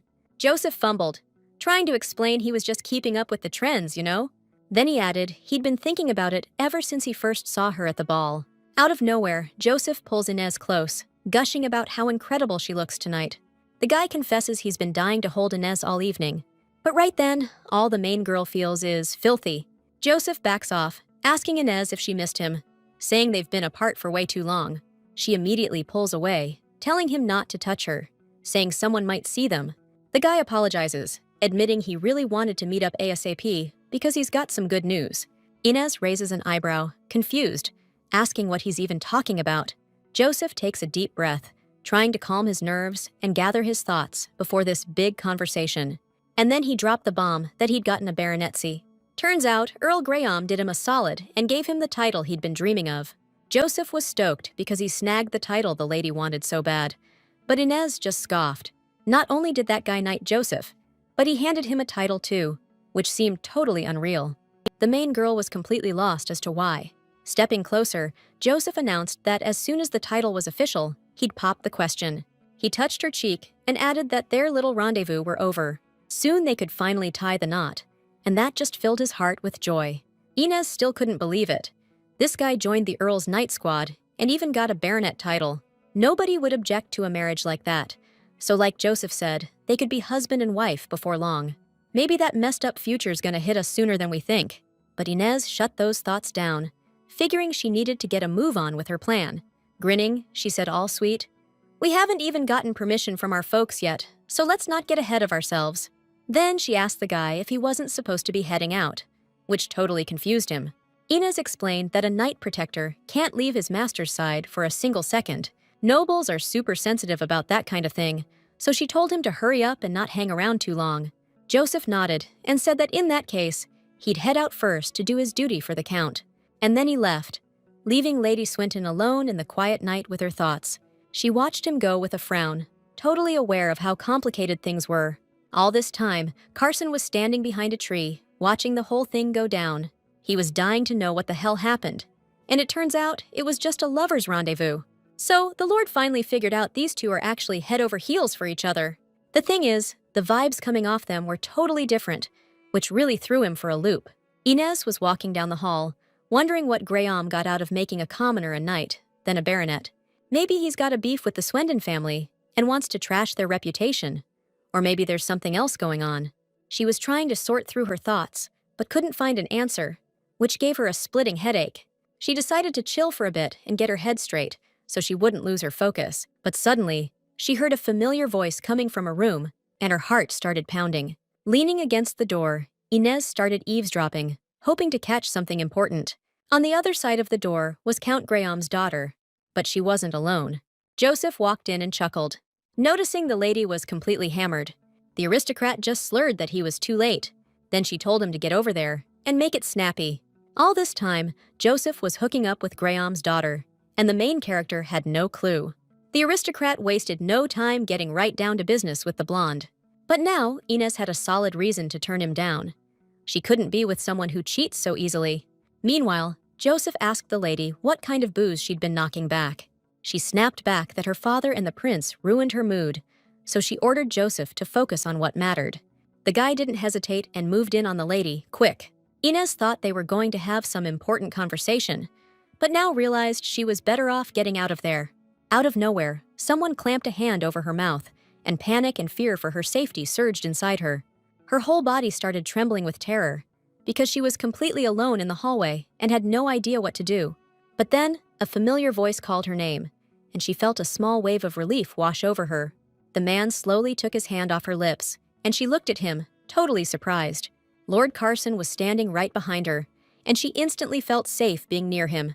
Inez wanted to ask him how he got there, but he put a finger to his lips, gesturing for her to be quiet. And then, leaning in close, he whispered in her ear that they couldn't make any noise right now, so they wouldn't raise suspicion. Breathing hard and looking around, Joseph suggested that they call it a night, so as not to push their luck. Because he was worried someone might walk in on them, the noblewoman stepped away from him and said, with a hint of annoyance, that this wasn't exactly a barrel of laughs. She remembered Joseph had just met with Miss Swendon, and he confirmed it with a sigh. She was stoked because now the Swendons can't object to their marriage, but it does complicate things a bit. He looked at her, confused, and asked what the heck she was talking about. She reminded him that Lord Carson himself said the Swendon family isn't connected to Rizonia anymore. Because of that, her dad already bolted to the Imperial Palace to talk things over with the big shots and the Empress.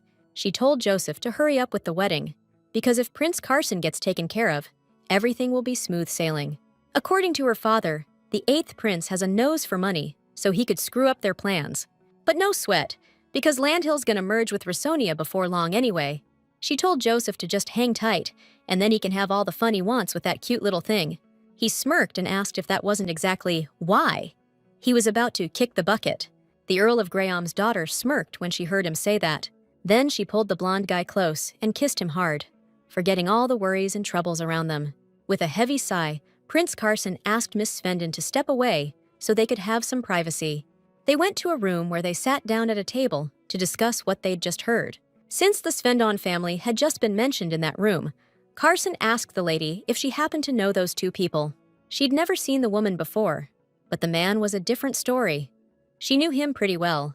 Clutching the hem of her dress, the main character confessed that he was her fiancé, and they were getting married soon.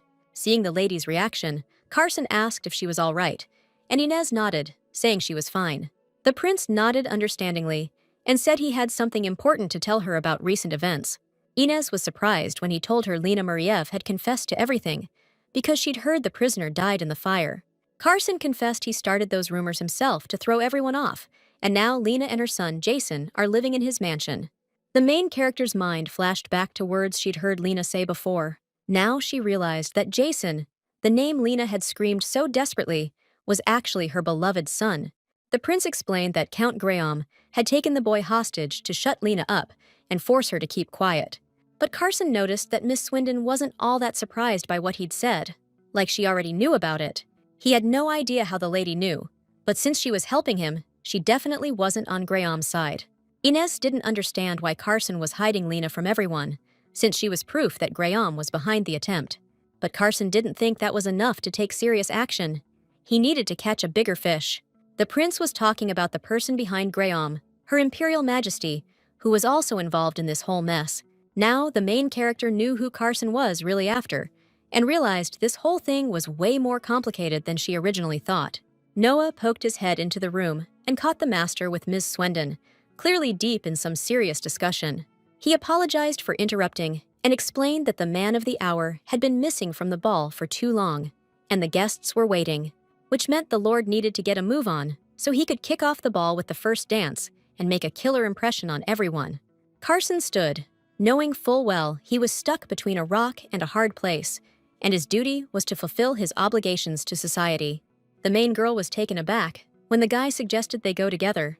The Lord stood before Miss Swendon and gallantly offered his arm, inviting her to join him at the heart of the evening's festivities.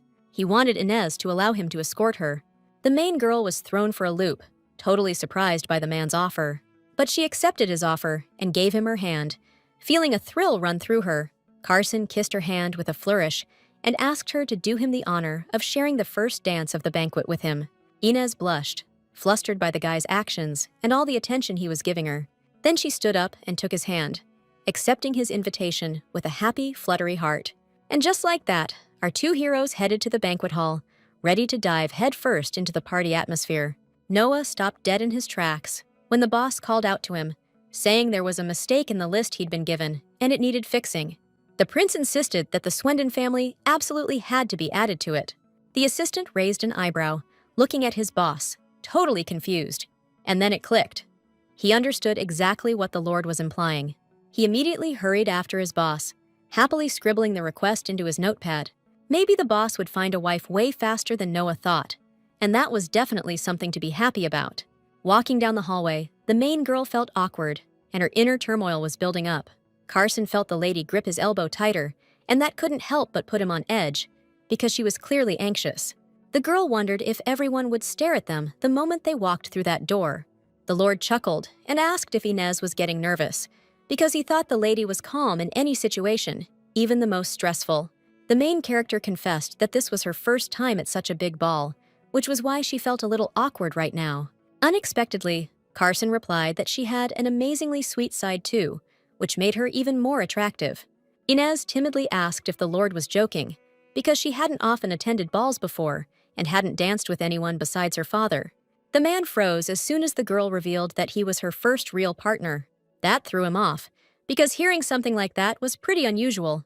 Inez thought it sounded weird, since she was already 20, and this was practically the first time she'd danced with someone at a reception. Like everyone else, she debuted at 16 and danced with her father back then. She hadn't been to a shindig like this since, which made the whole thing a pretty big deal for her. The main character confessed that the reason was she'd genuinely had a thing for Joseph all this time.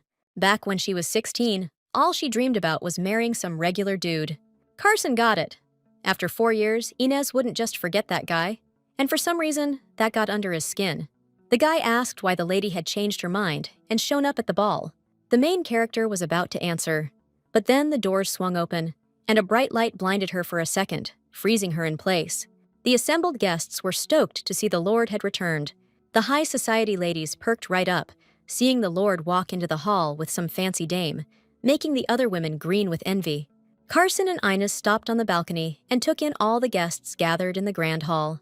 The heroes didn't really get a chance to talk today, so the Lord suggested they chat another time. The main character agreed, then lowered her gaze. She spotted 2 familiar faces in the crowd: the Earl of Graham's daughter and Joseph, standing right next to each other. The Earl of Graham's daughter and Joseph were standing close, glaring directly at Inez and Carson. The main character smirked instantly, wondering what Joseph thought of the situation. She doubted he saw her as some clueless girl anymore, someone easily flustered by his words. She had way more confidence now. As they walked down the stairs, Inez told Carson she wasn't much of a dancer, since she didn't have any experience, so she hoped she wouldn't step on his feet during their dance. Carson descended a few steps, stopping in front of Lady Swindon, forcing her to stop as well. Then, confidently, he said Inez could step on his feet as much as she wanted. He was ready for any mistakes she made. Those words moved Inez, and her heart started racing with excitement. Out of the blue, Carson asked the lady if she could swim, and she said no, totally confused why he was asking. The prince explained that he just had this feeling they were in the same boat, and she might fall out at any second. But not to worry too much, because he's always ready to lend a hand and be there for her when things get tough. The main character still didn't get what Carson was driving at with his swimming question. The guy pulled her in close, and with a kind smile, explained that he's a great swimmer.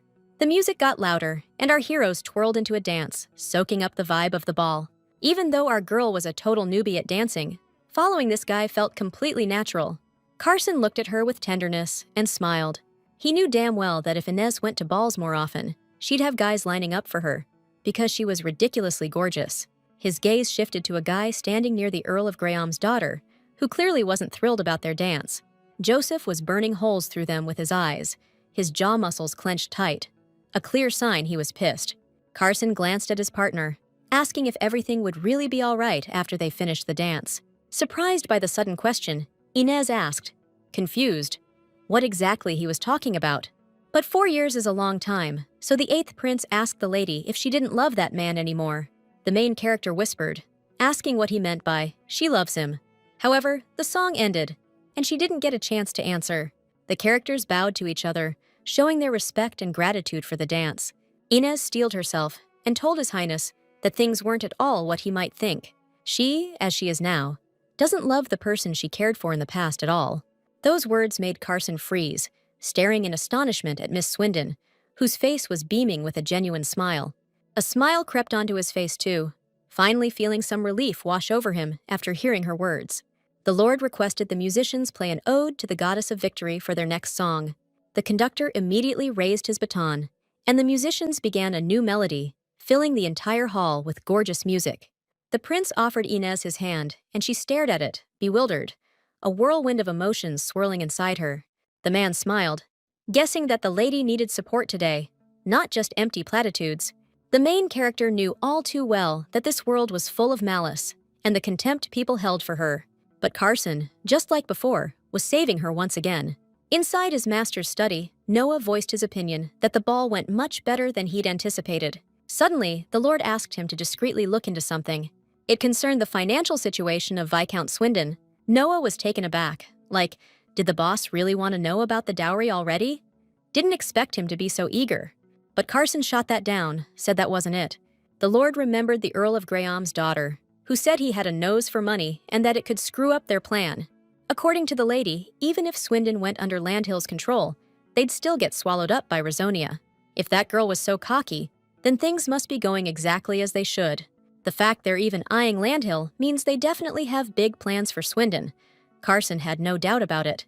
That's why he wanted his assistant to dig up everything, find out every last detail, down to the number of candlesticks in the Swindon's mansion. Deep in the night, a carriage slowly rolled along a forest path. Inside, the main girl asked her maid, "What about her father?" Susan explained that Mr. Swindon had some urgent business to take care of, so he left ahead of them. The maid asked the mistress if she'd been dancing today, and Inez sheepishly admitted she had. Susan's eyes lit up immediately, and she blurted out, "What family's this young gentleman from?" But confusion washed over her face as soon as the mistress revealed it was a lord. Now Susan realized they were talking about the new Lord Carson. The maid was totally surprised, but the main character insisted she wasn't making it up. Susan gushed, "That scene of you two dancing must have been like something out of a dream." After coming back to life, Inez never imagined this would happen, so she warmly replied, "It feels like a dream to me too. Plus, the guy said they're in this together now, so the main character was glad she could finally get some help." Meanwhile, Susan excitedly added, "I've been busy too, and I finally found him."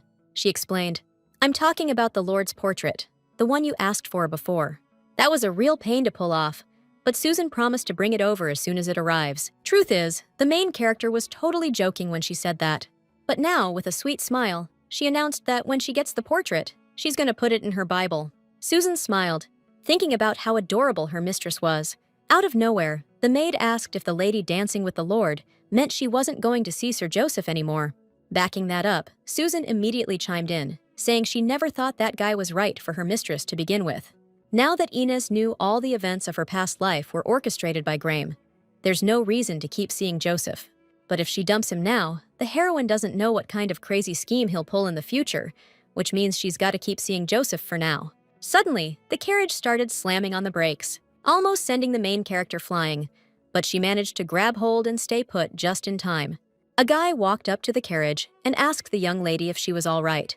The door swung open, and Inez saw Joseph, who told her they still had some unfinished business. You could see a whole cocktail of emotions playing out on this guy's face. The blonde asked, annoyed, why he was showing up like this, but Joseph just wanted to talk again. The main character knew damn well she didn't have another choice right now. Susan jumped and started freaking out as soon as the lady stood up and said she'd be out for a sec, saying everything was cool. She stepped outside and stood in front of the blonde dude. Joseph couldn't wrap his head around how she could dance with the 8th prince at the ball right in front of her fiancé. The main character gave a BS explanation that she was stuck in that situation too, which just confused the hell out of the guy. Inez explained that the Lord had asked her to dance as thanks for her saving his little sister. That's exactly why she couldn't refuse a lord, especially a prince. Joseph roared. Carson's eyes on her were totally out of line. The heroine sighed, explaining that even if he's mad, he shouldn't talk about the Lord like that. Joseph shut his mouth, jaw tight. Then he slammed his fist into the carriage, trying to contain his boiling rage. He didn't get it. Did any of this even matter right now? The heroine frowned, studying Joseph intently. Then she told him to chill out, because the Lord's look, or whatever it was just his imagination. If her feelings for him haven't changed, then there's no problem. Joseph grabbed her hand, demanding she prove it. He wanted Inez to kiss him as a promise, so the water goddess could witness their love. Hearing that, the main character couldn't help but smile, and then she abruptly yanked her hand free from the man's grip. With a smirk on her face, the young woman asked if that was his way of testing her love. Joseph started to explain everything to Inez, addressing her as "my lady," but caught himself and used her name. Taking a step forward, the main character reminded him that she is still my lady, meaning Joseph should protect her honor and reputation. But instead, he just shows up in the middle of the road and demands a kiss as proof of love. Joseph immediately started to explain, flustered, that that's not how it was at all. Then, he immediately dropped to one knee in front of the main character. The man explained that he was so worked up that he messed up, and now he's begging for forgiveness. Inez decided to accept his apology, but coldly added that Joseph better not disappoint her again. The blonde guy promised he'd remember that. The main character walked right past him, totally missing that her snow-white handkerchief had fallen. But Joseph spotted the fallen item right away. He jumped up and called out to the lady as she was leaving about it. As she stepped into the carriage, the main character told him to just toss the handkerchief since it was dirty and she didn't want to deal with it. And then the carriage took off, leaving Joseph's reminder that he was the one who gave her that handkerchief unheard. The main character was even a little surprised that this guy was so carefully holding on to something she'd so carelessly tossed aside. A smile crept across her face because she found the thought amusing. A few days passed after the ball at Lord Carson's mansion. Noah laid the report on the boss's desk, explaining it was the Swendon family's assets info he'd mentioned before. As you can see, they've got a huge wool biz, steady income for years. Overall, they're on par with your average Viscount families, which Carson had to agree with. The mountain range that marks the border between Rissonia and Swendon now belongs to the Swendons. Hearing that, the 8th prince's hands twitched. Then, a sly grin spread across the man's lips. Finally, he'd found what Graham craved so badly. Carson asked if the Swendon family would be at the upcoming hunting festival, and Noah immediately confirmed. Crossing his arms, the prince announced that, in that case, he'd have to do the questioning himself. The day of the competition arrived, after the ball Inez's father was swamped, dealing with a ton of important landhill issues. So, thanks to that, our girl came to the festival instead of her dad, and now she was searching for the Swindon spot. But suddenly, someone called out her name. Turning around, she saw the princess smiling right in front of her. Inez immediately bowed and greeted her highness. Louis took a few more steps towards the lady and said it had been a while, and our girl agreed. Her brother said Lady Swindon was coming to the hunting festival too, so she admitted she decided to come as well. Just then, a guy approached the princess. Seeing the man, she bowed again and greeted the lord. Carson gently touched his sister and asked Inez where Viscount Swindon was.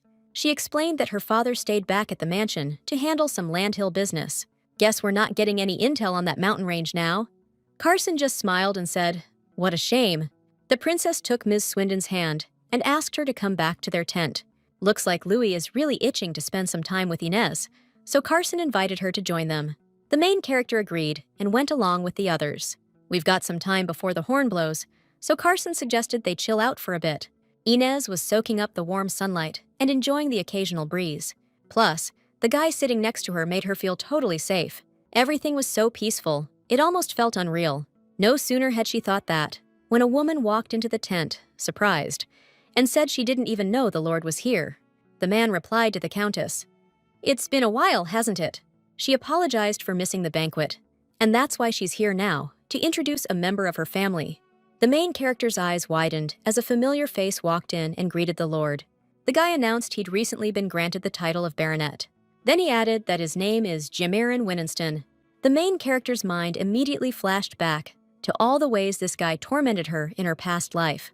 And now, her nightmare from the past was standing right in front of her. Jamirin smiled warmly and told the Lord he'd been wanting to meet him for ages. The Countess confessed that Sir Jamirin had been a real pest, so eager to meet His Highness, making the man blush with embarrassment. She added that the young gentleman is so sincere and pure, she even worries how he'll survive in this awful, cruel world.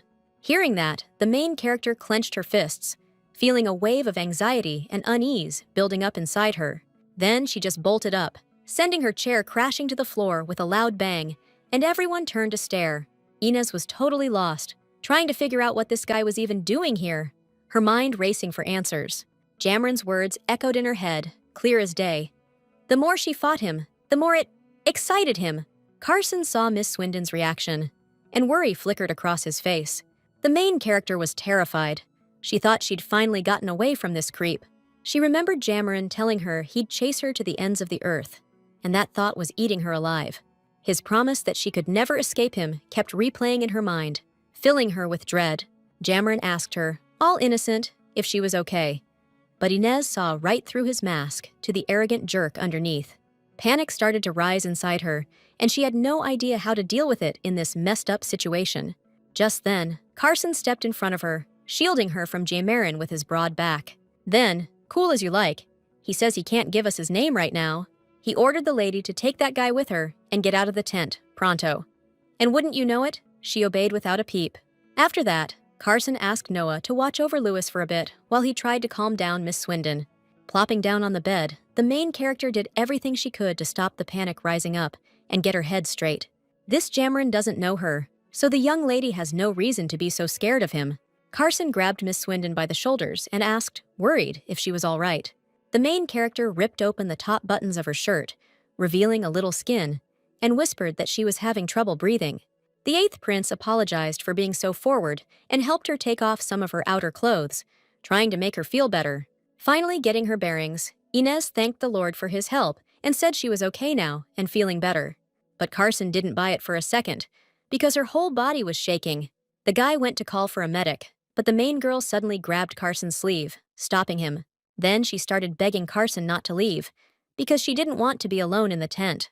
The truth was, Inez was terrified that Jamarin would come looking for her and mess her up again. It was only then that the main character snapped out of it and let go of Carson's arm. In her head, she knew Jamarin couldn't really do anything to her, but her body wasn't listening. Carson held out a cup of water to the lady and told her to calm down first. The main girl thanked the Lord, then noticed his embarrassed, flushed face and felt a little ashamed. The guy mentioned that maybe she should tidy herself up a bit, hinting at her, revealing state.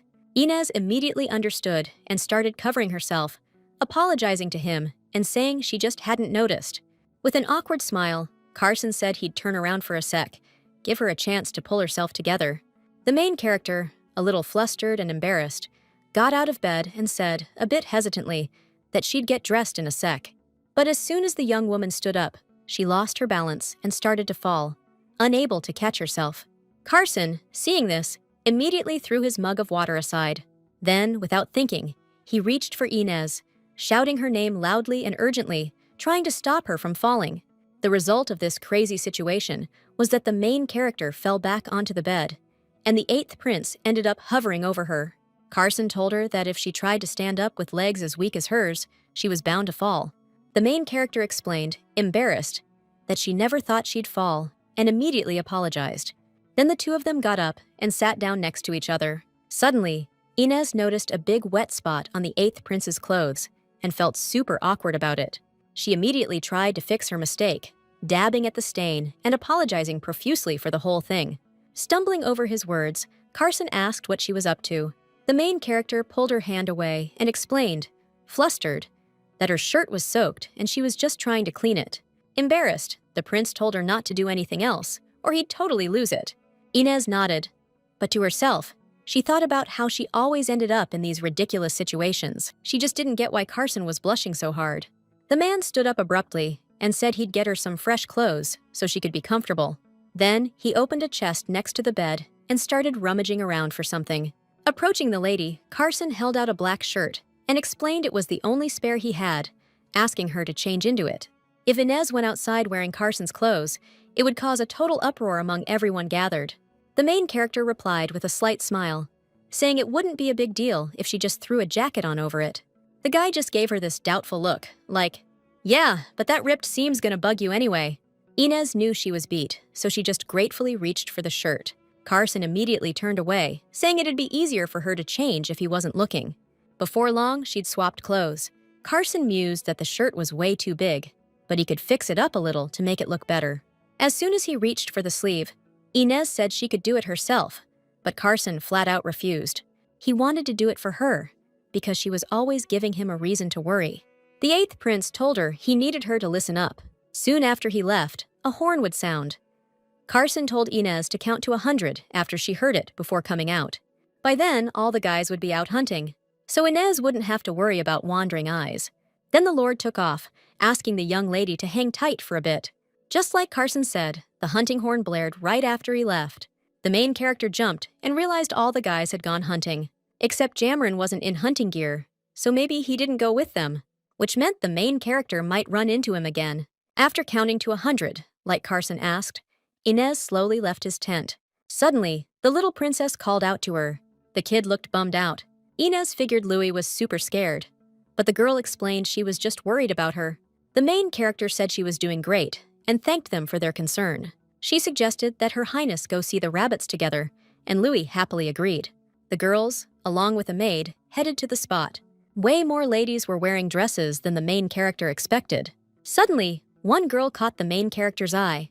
Her name was Charlotte, and she was holding a rabbit, smiling warmly.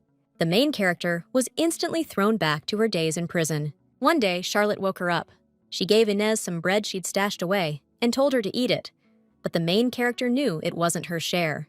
The girl explained that it was okay.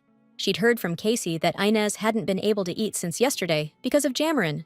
The main character burst into tears, thanking Charlotte for caring about her. Honestly, Inez thought she'd never see her again. Snapping out of her memories, the main character walked over to Charlotte and said the rabbits were really cute.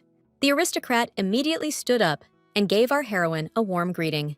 Inez introduced herself, and Charlotte Dropinwa did the same, explaining she wasn't from around here and hadn't recognized her. Her last name might sound weird, so Charlotte immediately explained that her husband was a foreigner. Inez realized they were talking about the guy who lived in Landhill for a while, and then, well, things didn't end well for him. Except, Charlotte was the one who caused those things to happen, and that's why she ended up in Romfield. The main character asked how the lady ended up here. Charlotte explained that her husband works for the Razonian Railroad and got transferred here suddenly from Central HQ. But since he works for Razonia, Inez wondered aloud why they lived in Landhill. Charlotte asked if she'd mentioned living in Landhill, and the blonde stammered that, well, it's the Landhill Festival. The aristocrat agreed with Inez, then suggested they sit down and chat for a bit. The girls did as she asked, while the princess continued playing with the little bunnies. Charlotte confessed that she's actually expecting a baby. She feels fine in the mornings, but a little rough after lunch. Her husband is a key player in the railroad business, and since the Lord of Razonia wants to build a line through Landhill, they're stationed here. Once the railroad is built in Landhill, you'll be able to go practically anywhere. Right now, the only place you can take a train to from the capital is Sanskria, where you can see a magnificent temple. Charlotte loved riding trains because she thought they were pretty romantic. After chatting with the lady a little longer, Inez got up and said she had to go, since she couldn't leave the princess alone for too long. The main character asked Charlotte to invite her over sometime, since she grew up around here and could help out. The aristocrat happily replied that she was actually a little bored because she didn't have any friends. Inez said goodbye to the girl, and her face immediately turned sad as soon as she turned away. Charlotte might end up back in Romfield again this time, but the main character wanted to help her avoid that. The girl approached a maid and asked where Her Highness the Princess was. The caretaker pointed towards the forest and explained that she had just gone into the woods to look for a white rabbit. That meant Louisiana couldn't have gone far. Venturing deeper into the forest, the main character spotted the princess, but for some reason, Jamarin was with her. He was holding her hands and saying something, smiling sweetly. Inez's eyes widened instantly, and her heart started pounding with fear. The young maid rushed over to the princess and pulled her away from the guy. Then she started yelling, asking him what the heck he thought he was doing. Jamarin tried to explain that the princess had fallen while chasing a rabbit, and he was just brushing the dirt off her clothes. Inez told Her Highness to head back, promising she'd be right behind her. Louis nodded as soon as the main character told her to hurry, and then the little girl ran down the road, anxiously looking back. Our heroine flinched when Jamarin got to his feet and asked why she was so wary of him. With a sly grin, the guy suggested that maybe she knew him, to which the main character replied that was impossible. The man said he'd heard she was Miss Swinton, and memories immediately started swirling in Inez's head. The main character froze, feeling the fear rising inside her. Jamarin stepped closer, adding that no matter how much he thought about it, this was the first time he'd heard that name today. So why did he have this feeling? Like Lady Swindon already knew him. The main character asked point blank if she was supposed to answer the question. The man approached and answered no. But suddenly, his smile vanished as Jamarin noticed and pointed out that the clothes the lady was wearing were definitely not feminine. Inez tensed up even more, not knowing what to do. She froze as Jamarin got really close and leaned in towards her face, staring intently into her eyes. And then, with a crazy grin, he asked if the shirt belonged to a lord. The main character took a step back, but suddenly tripped over a rock lying on the ground. She just ate it, slammed right into the ground, and it looked like it hurt. Being clumsy like that, the poor girl scraped up her right arm and tore her shirt.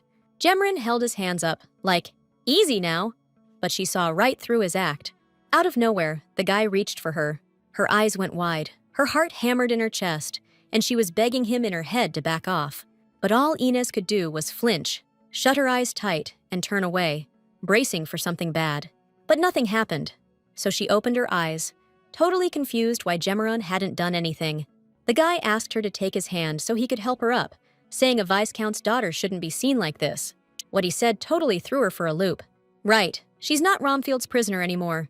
She's a Viscount's daughter, and a baronet's nothing compared to that. Right now, Jammeron's a nobody, barely scraping into the aristocracy, and he'll never truly be one of them. The guy was caught off guard when the lady suddenly told him to back off. The main character stood up, clutching her injured arm. Then she decided to cut to the chase, asking if Jammeron was really a nobleman, because he was acting clueless. Inez explained that she'd heard he only recently got the title of baronet, so he's totally clueless about etiquette. After all, she fell and got hurt because of his rude comments and actions. What Inez really wanted to know was why Jemmeron had moved on her so aggressively when they were all alone. The guy tried to explain, but the main character added that the same thing applied to Her Highness the Princess earlier. Even though the princess didn't ask for help, he just couldn't stand by and watch someone in trouble. The main character explained that in the Kain's Empire, you can't touch members of the imperial family without their express permission. And if a woman did it, she'd be punished for insulting the imperial family. Inez glanced at Jammeron's hand and added, he could even lose it.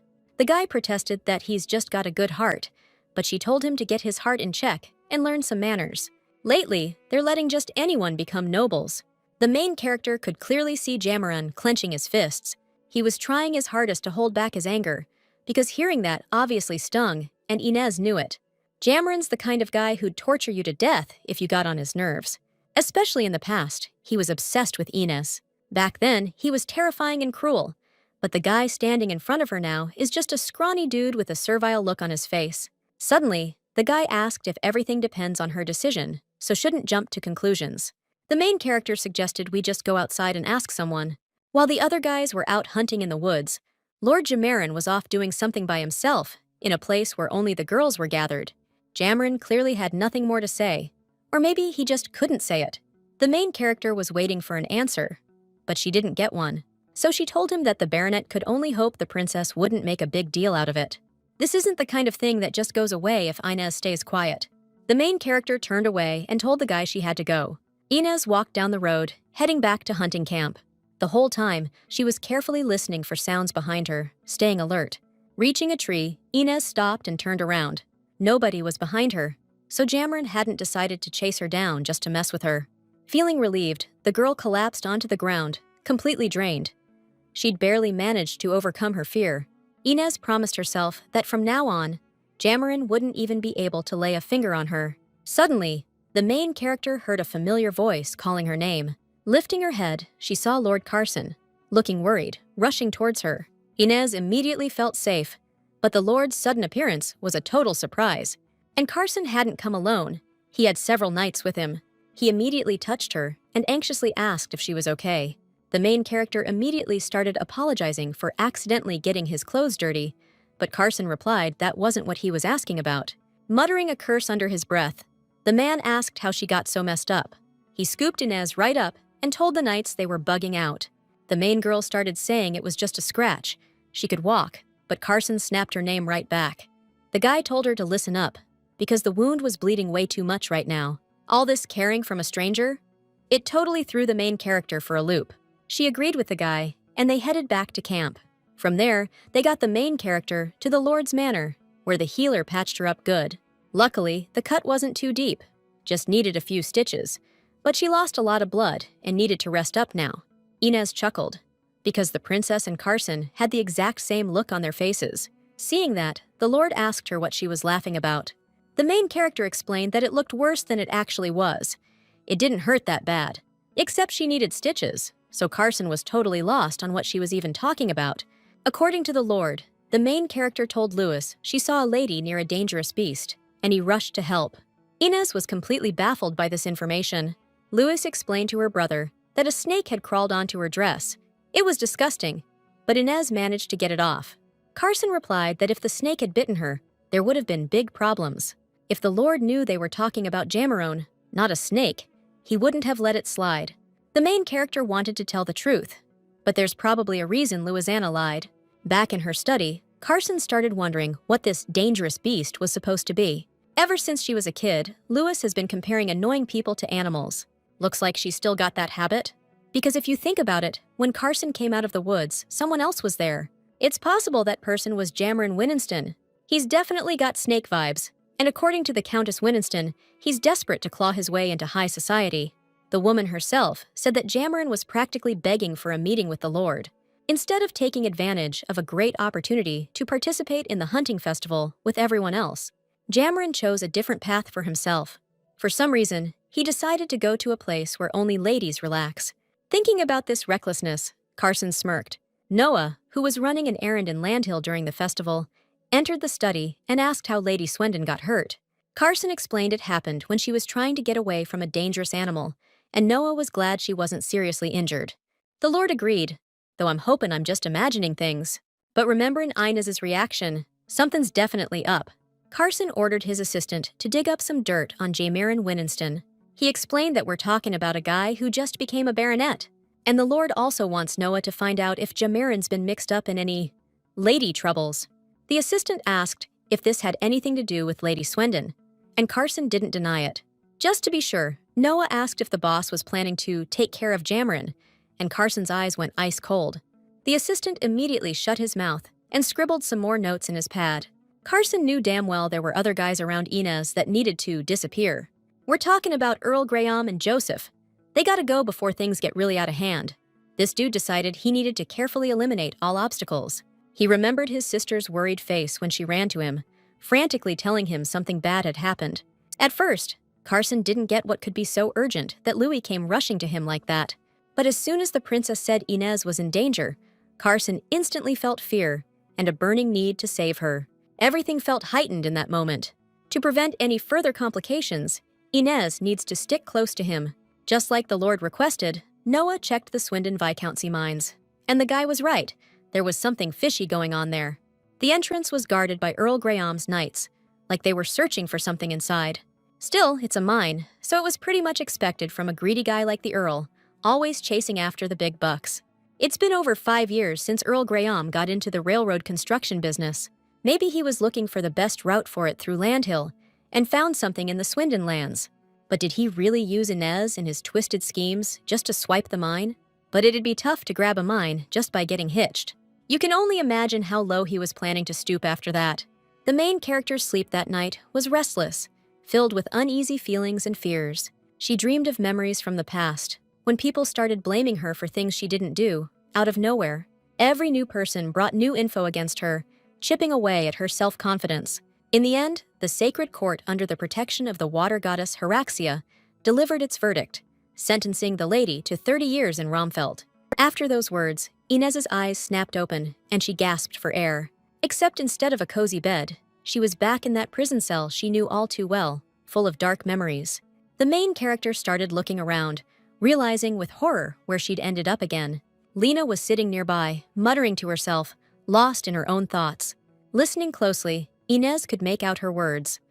The blonde kept repeating that she'd done something really, really bad to someone important. The main character couldn't believe this was happening. She couldn't be back in Romfield. Suddenly, the girl felt a dark presence behind her. Jamarone was standing outside the prison bars, smirking wickedly. Inez looked up and stared at him, filled with dread. Then she spotted another painfully familiar man standing nearby. He suddenly started laughing at her miserable situation.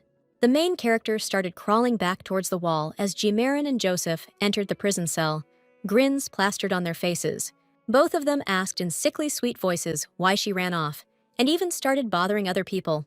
The men called Inez a worthless little pest and promised she could never escape them, scaring her even more. The main character screamed her head off, telling them to get lost and leave her alone, but it didn't faze them, so she yanked Joseph's sword out of its sheath and yelled, like she already told them to stop bothering her.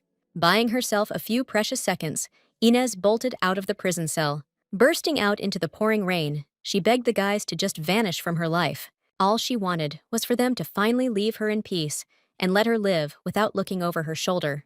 Inez stopped dead and tilted her face up to the sky, letting the rain wash over her. Suddenly, Carson rushed up to her, looking totally freaked out, and called her name, his voice full of real worry. The main character just gave him this tired look. They were both soaked to the bone in seconds, but Carson kept moving towards Inez, even though she was holding a sword. Tears started streaming down her face. This guy was here again, trying to pull her out of the nightmare and give her hope. The first time it happened was when she fell into the lake and almost drowned. The second time, the main character was standing in the square, bleeding out. Even when she faced that nightmare again, with Jamarin showing up, Carson protected her once more, and Inez was beyond grateful. The guy rushed over to the heroine and grabbed her hand tight. Then he pulled her close, held her to his chest, and kept saying it was all okay now, that she could trust him. Hearing that, the main character finally broke down, letting out all the emotions she'd been holding in. The sword clattered to the ground, and the girl just started apologizing. But Carson wasn't having it, because he knew Inez hadn't done anything wrong. But the heroine pulled away and begged for forgiveness even more desperately, saying she didn't mean for any of this to happen. Inez just wanted them to show her mercy and leave her alone. Carson was totally confused, no idea how to react to such weird words and the girl's emotional outburst. Suddenly, Inez passed out, but the guy caught her just in time so she didn't faceplant the ground. When our main girl woke up, the sun was already shining, filling the room with warmth. Inez slowly opened her eyes, trying to figure out where she was and what happened to her the night before. Then she slowly sat up in bed. Suddenly, she felt a sharp pain in her head. The young woman had absolutely no clue what happened yesterday. She must have been tripping hard, imagining that run-in with those jerks in Romfield who tried to mess with her and bring her down. But then she met Carson and started begging him for forgiveness. Still, the main thing she couldn't figure out was why she had a sword back then. Suddenly, the girl realized this wasn't a hallucination. It was real. She shot out of bed, deciding she needed to get to Carson right now and clear up this whole mess. But as she opened her bedroom door, she bumped right into a strange guy with bright red hair. Surprise flashed across the hero's face as soon as he saw Lady Swinton awake.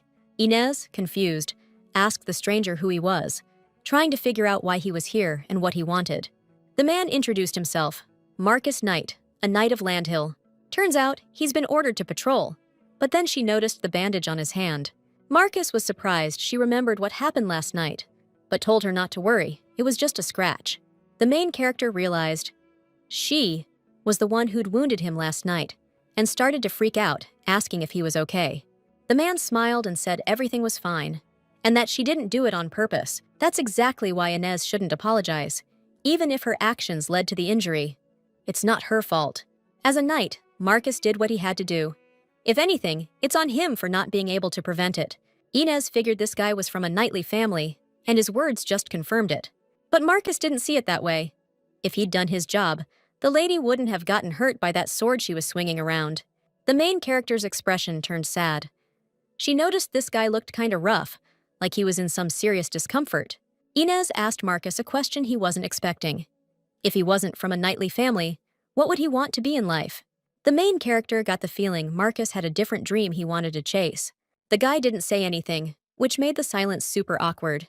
Realizing the silence, Marcus immediately apologized, explaining that nobody had ever asked him that before, and he wasn't ready for it.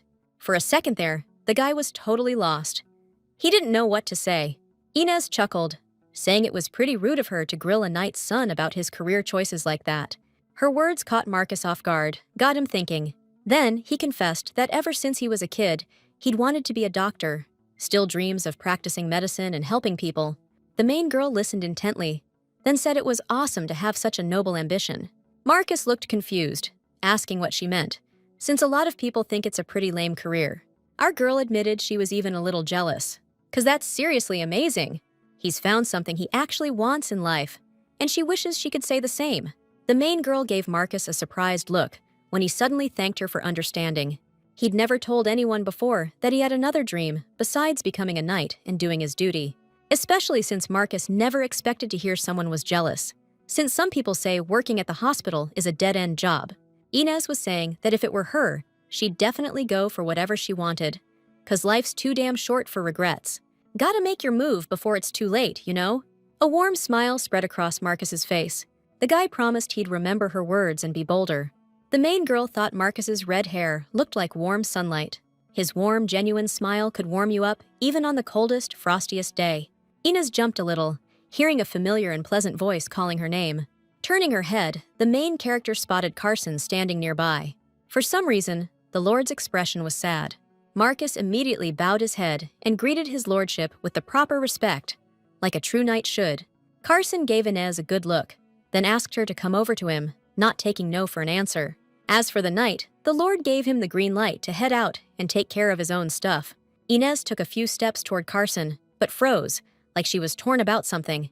Then she went over to Marcus and whispered in his ear, so no one else could hear what she was saying. She promised she'd be there for him, helping him get what he wanted. 'Cause dreams gotta come true, right? Marcus smiled and thanked the lady for being so kind and understanding. Then the guy turned around and walked off. For some reason, the main girl just knew they'd run into each other again down the road.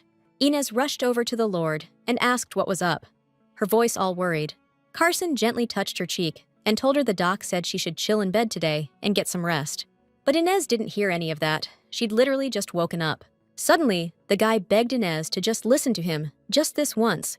The main character figured Carson probably had something important to say to her, on top of everything else. The Lord confirmed it, and that made Inez curious about what he wanted to talk about. Carson started to answer, but then just clammed up, like the words got stuck in his throat. His face started turning beet red, and instead of answering, he said they should talk later when the time was right. He promised to call a doctor and told her to go back inside and get some rest. Inez wondered if maybe they'd gotten a little bit closer. The door burst open, and Susan rushed into the room, looking worried sick. The main character, surprised, sat up in her comfy bed, staring at the girl, totally confused about what was going on. The maid burst into tears, her voice trembling, asking what was going on. But Inez reassured her, saying it was nothing serious. Inez asked Susan, confused, why she'd come so late, saying she must have more important things to do. First, the incident in the square with the unexpected fall, now the hunting festival, and the lady keeps getting hurt. The main character awkwardly agreed, trying not to let her confusion show in front of the maid. Memories of last night and Carson's strong embrace immediately flashed through Inez's mind. Susan's words made the main character think she wasn't being told the whole story about what really happened. The maid confessed that she actually wanted to come right away when she heard about the incident with her lady. But the prince showed up and told her he'd send the lady back to the castle when she was better, so there was nothing to worry about. Because of those words, Mr. Swendon ended up in a tight spot. He was totally beside himself because the 8th prince had told him not to worry about his daughter's condition. The main character was totally taken aback when Susan told her about that weird conversation with the prince. Suddenly, the maid realized she'd forgotten something super important and decided to fix it, like ASAP. She pulled a hidden envelope out of her pocket and handed it to her mistress. Inez took the letter, curious, and Susan explained that it was from some young lady. The main character's face immediately went all surprised when she saw who the sender was. In the letter, Charlotte was sweetly asking Inez how she was feeling, since she'd heard the young lady got hurt at the competition. The noblewoman wanted to visit her new friend at the mansion, but wrote a letter instead, after finding out she was somewhere else. Charlotte made sure to ask Inez to let her know when she was feeling better. The main character started smiling, realizing that this girl genuinely cared about her. When she gets back to Swindon, she'll have to get a gift ready for Charlotte as a thank you for her concern and thoughtfulness. After a few days, the girls finally managed to meet at Charlotte's mansion and chat in peace. Charlotte confessed she really liked Landhill and wished her husband could stay longer. The main character replied that she wished that too, so they could see each other and hang out as much as possible. Hearing that confession, Charlotte's face flushed with both embarrassment and joy. She started waving her hand in front of her face, trying to cool down and hide her blush. The main character wondered why Charlotte was wearing such heavy clothes in this heat. Wasn't she boiling? But Inez decided to ask her when she was due and how she was feeling these days. The doctor told Charlotte it would be in about 5 months, so she should start getting ready for the big day. Something caught the main character's eye, a portrait hanging above the fireplace. Inez examined it closely, taking in all the details. The painting showed this imposing dude, dark hair, with a serious, almost gloomy look on his face. The main character asked Charlotte if that was really her husband. The girl nodded and added, with sadness in her voice, that it was a marriage of convenience, not love. That guy helped her family out when they were in a tight spot, so she knew she'd end up marrying him. Charlotte learned that Inez would be of age soon, so she wondered if she had any prospects lined up. The main character said no way, because marriage was a word that would never darken her door again. Charlotte advised her to find someone kind and gentle, because if it's just a business arrangement, you better think it through. She figured that was way more important than money or even love, which can be super misleading. The main character wondered why Charlotte was singling out those specific qualities. It was all pretty sus and raised a ton of questions for Inez. Before long, it was time to say goodbye, and Charlotte thanked Inez for the time they spent together. The girls parted ways, and our girl headed home, replaying everything she'd just heard in her head. Her gaze instantly turned icy, her face like a mask. Charlotte's husband was even more of a lowlife than she'd realized, and it was seriously messing with Inez's head. Those bruises on her neck and arms? Definitely his doing, and Inez felt like she had to step in. To get the lowdown, our girl decided she needed to visit Charlotte more often and keep an eye on her. But first, Inez needed to sort out her own stuff and get her head straight after everything that's gone down. Gotta find a good spot quick so she can get it done before sunset. Seemed like she saw a hill behind the mansion. Of course, our girl had heard there was a flat spot on the mountainside in Swindon with killer views of the whole area. But Inez had no idea this place was so beautiful and peaceful. Plus, she hadn't run into a single soul on the way, which was already amazing. Little did our main character know she wasn't alone here and was about to bump into someone. She soaked up the sun and the gorgeous view, forgetting all her worries. There really was gold here, but Noah couldn't figure out how the boss knew about it. Carson replied, "The geology's all wrong for diamonds. In that case, it's either iron or gold. Rasonia's got plenty of iron, so there's gotta be something here as valuable as gold for him to be so desperate to come."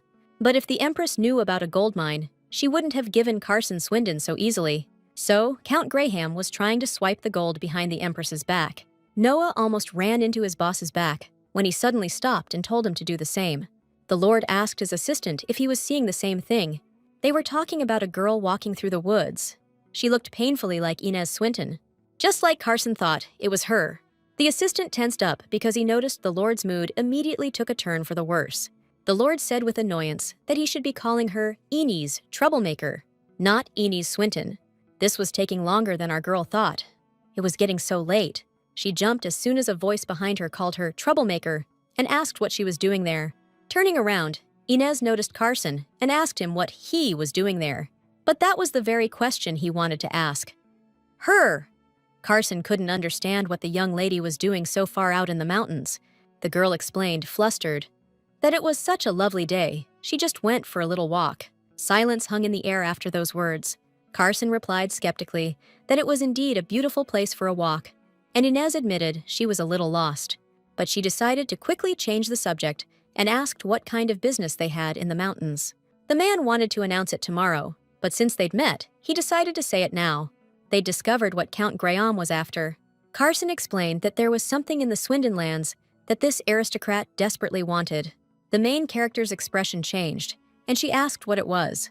Carson paused for a second, then explained that Count Graham was targeting the mine on this mountain, or rather, the gold that's inside it.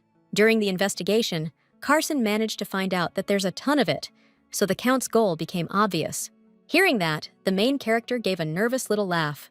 She was instantly flooded with memories of the nightmare she went through in her past life. And it all happened just because some noble wanted to get his hands on all the gold in the mines. Carson called out to Inez, worried when he saw her start to tremble. The main character broke down. It was all just about some greedy jerk wanting to get rich, and she couldn't accept it. The eighth prince pulled her close, trying to comfort her somehow. He gently stroked her hair and quietly said her name. But all the main character could think about was that if it weren't for Carson, she never would have known anything, which made her feel both angry and relieved.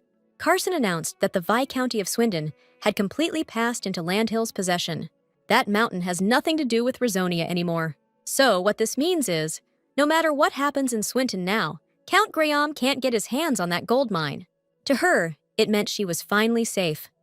Nobody could take her mother, her father, her status, or her life away from her anymore. If Inez hadn't asked Carson to hand Swinton over to Landhill, he never would have found out about any of this. So, all of this came to light only because of Inez's request. Getting to the base of the mountain was faster than Carson originally thought. Inez said she wasn't crying anymore, so the Lord could let her go. but Carson agreed to only do it after she got into the carriage. There were people walking nearby. If she showed her face now, the common folk would think the Lord made her cry. After getting into the carriage, Inez asked, puzzled, why they would think that. The man sat across from her and explained that they attracted more attention at the banquet than they realized, so they needed to get moving first. The coachman tightened the reins and the horses bolted.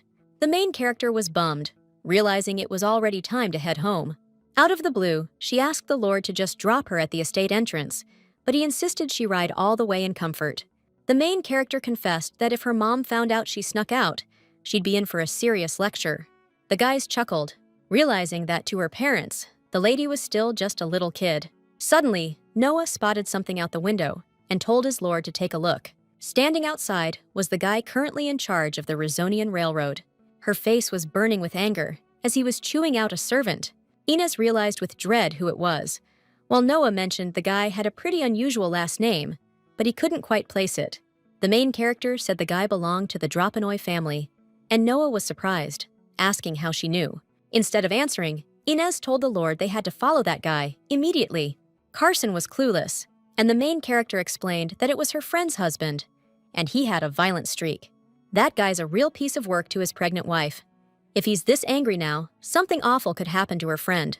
The eighth prince flinched, hearing the desperation in Inez's voice.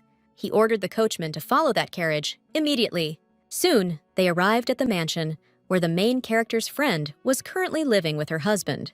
The heroes jumped out of the carriage and immediately rushed inside. The main character's heart skipped a beat as soon as she heard Charlotte's desperate scream coming from somewhere upstairs. And then, right before her eyes, her friend's husband fell out of the window. The main character watched in horror as his body landed on the ground with a sickening thud. Carson immediately covered Inez's eyes, so she wouldn't have to see that. The rain started coming down, making this evening even more depressing. But Charlotte's husband wasn't dead. Seeing the nobles in front of him, he barely whispered for help. Carson immediately ordered Noah to get a doctor ASAP, and they'd find the guy's wife in the meantime. Inez threw open the door and asked, all worried, if Charlotte was in here. A look of pure horror flashed across her face the second she saw what the room had become. Charlotte was sitting by the window, bruised all over and totally drained, with blood running from her nose. The main character ran to her friend right away, still trying to process what she was seeing. Charlotte started crying when she recognized Inez. The noblewoman broke down, convinced she'd pushed him and killed her husband, but Inez told her that wasn't true.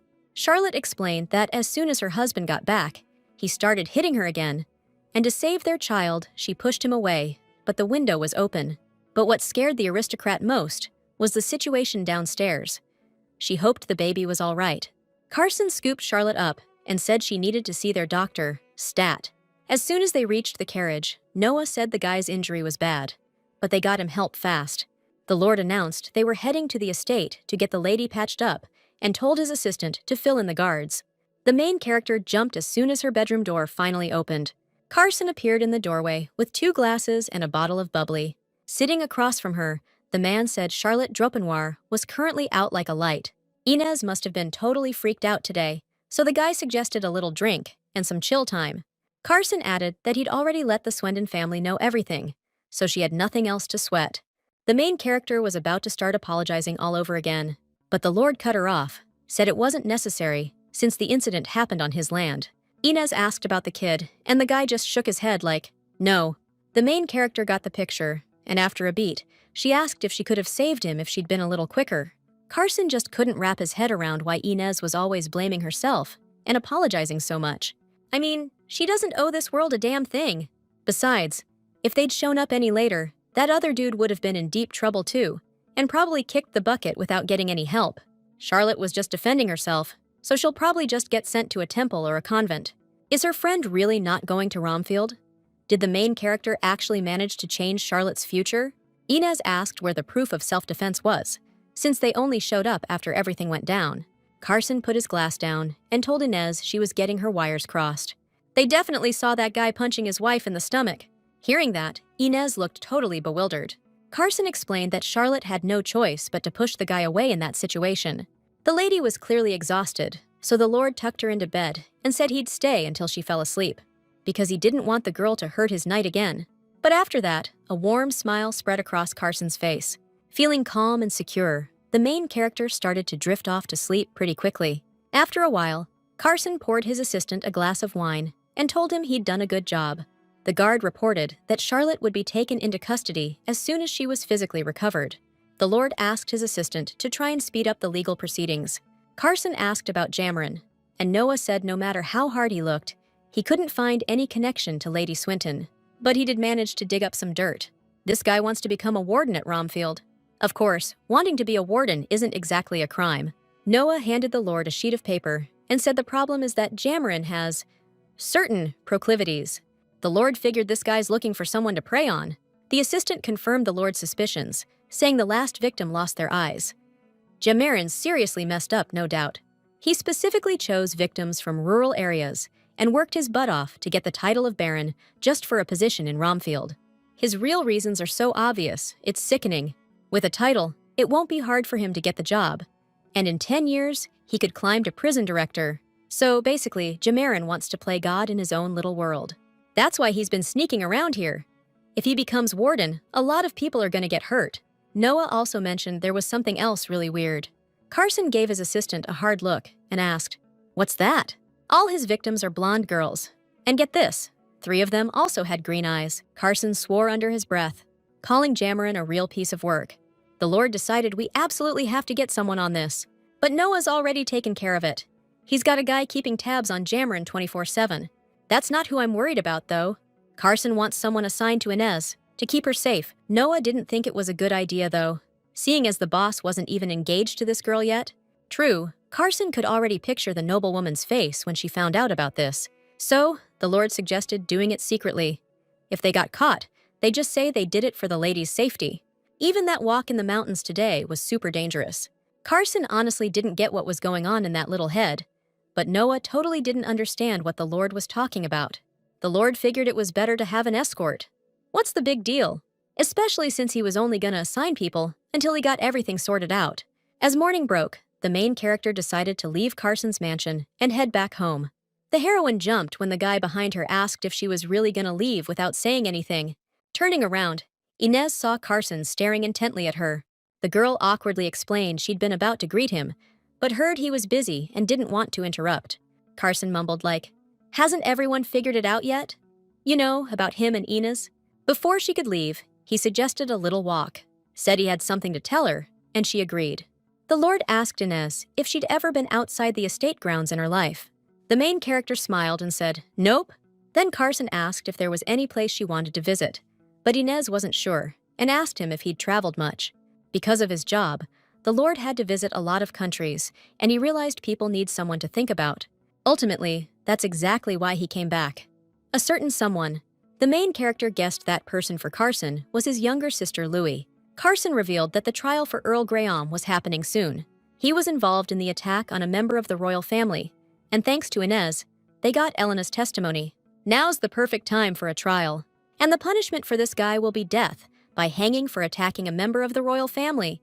Inez thought that was a fitting end for such a lowlife. Out of nowhere, Carson added that after the trial, he's planning on taking off for a while, got some business to handle. Silence hung in the air, and the guy turned to see Inez's reaction. The girl sadly asked how long he'd be gone. She was stunned when he said about 3 months. Inez's mood just tanked. Carson noticed and added that it might only take 2 months. Taking a step towards Inez, the hero thought about how he must be losing his mind. But our main girl couldn't figure out why his being gone was bugging her so much. Carson promised the young woman he'd be back in 2 months and asked her to hang tight and try not to do anything crazy. The main character lowered her head and said, "Okay." Out of the blue, the guy told Inez not to worry, promising it would all be over soon. He'd make damn sure she was all right. So from now on, Inez had nothing to worry about. She just needed to live and enjoy every day. The paper said that Earl Graham was the prime suspect in that big, scandalous case involving the attack on a member of the royal family. Last month, there was that brazen assault in Rosonia Square, and it turned out Earl Graham was the one who orchestrated it. Word is, he's going on trial soon, and it's going to be a huge deal for the aristocracy and everyone else. The main character jumped, hearing footsteps nearby that broke the silence and pulled her away from her reading. The maid told the lady Sir Joseph was here again today. Ever since the Earl got locked up, he's been showing up every single day. Inez wondered just how much he'd suffer if Earl Graham kicked the bucket. The main character asked Susan to tell the guest they couldn't meet today. In that case, Joseph asked her to pass the lady a letter he'd carefully prepared, hoping for a reply. Looks like he decided to write it since he can't get a meeting with the aristocrat. Joseph wrote that he's constantly trying to see Inez. His heart aches for her more each day, and being apart is like death to him. If the lady refuses him again, the guy promised their situation would be all over town. Things were just getting worse every day, but Inez just coldly told Susan to burn the letter. Joseph's been acting totally out of character lately, so the maid anxiously asked if everything would be all right. Inez knew perfectly well it wasn't time yet. Joseph needed to get even angrier. Only then would he come to her personally and really let her have it. Like Susan said, it could be risky for both of them, so Inez suggested they get an escort and visit Charlotte. The girls hadn't seen each other in ages because of, everything, so Inez immediately asked her friend how she was doing. Charlotte said she was doing much better now. Everyone there treated her really well, probably because they thought she was tight with the Lord. That made Inez happy. She asked if anything untoward had happened to her friend lately. Actually, Charlotte's husband had tried to talk to her a few times, but she refused. She just wasn't ready to face him. The main character told her she shouldn't have to see him, not after everything they'd been through. Charlotte agreed with her. Now there wasn't even a kid to keep them together, which meant there was absolutely no reason for them to reconcile after all the drama that had gone down. With tears in her eyes and a smile, she said it was actually for the best. If it wasn't for what happened to her husband, she wouldn't have been able to escape this whole terrible nightmare and find freedom. Charlotte admitted that every day she thinks about how lucky she was to have gone to that hunting festival. If her husband had died on the spot during that incident, without Inez's and the Lord's testimony, Charlotte would have just been sent to Romfield. Luckily, she won't have to experience that, although now she has to work for 5 years at the Edmonton Temple as a servant. Her husband didn't die. It was just self-defense, and now she could continue living without burdening herself with the weight of loss. The main character mentioned that the Edmonton Temple is located in Sanskrit. Charlotte excitedly asked if it was possible they'd be going there by train. She thought she'd never get to ride one in her life, because trains always seemed so romantic to her. Inez smiled warmly, seeing her friend in such good spirits. The girl touched Charlotte's hand, showing her support, like saying she was with her, and they'd get through this together. The main character got curious about Charlotte's real last name, not Dropenois. Her friend grinned and revealed that her name was Charlotte McFadyen. The young woman hadn't introduced herself that way in ages, which made her feel awkward, like she was going back to something forgotten. Inez asked her friend to live by her real last name now, since the past was over, so she could start a new life. From now on, her life belonged only to her, and she could choose her path without looking back at old mistakes. Charlotte laughed and said she liked it. The main character was happy that in this life, she could protect Charlotte. As soon as the girls said goodbye, Inez told Susan that they needed to swing by the hardware store for some supplies. The main character was determined to buy something. As soon as the purchase went through, the maid asked the miss, all surprised, what she needed it for, 'cause it looked kinda weird. For some reason, the lady decided to buy some wire. Inez explained it was her father's errand, and how would she know more than that? And now our main character suggested they head back home. Suddenly, though, Inez felt like someone was watching her, and that feeling gave her the creeps. She turned around, but didn't see anyone. But that weird feeling just wouldn't shake off. Susan noticed the miss was acting kinda tense, and looking worried, asked if everything was all right. Inez admitted that she thought they were being followed. The maid, not believing her ears, asked if it was Sir Joseph, but the main character told her to keep it down. As soon as they got to the narrow alley, Inez told her a mysterious guy was about to show up. The main character knew for a fact he'd been tailing them for a while, like a predator stalking its prey. The second he popped around the corner, Inez immediately ordered the knight to grab him, no questions asked. In a flash, the stalker was pinned against the wall. The main character stepped closer and asked with icy curiosity why he was following her. Jamarin Winningstone smirked as soon as the lady addressed him by name, recognizing him instantly. The guy feigned innocence, asking what she was even talking about, trying to hide why he was really there. He came to the market with a specific purpose, to carry out an assignment.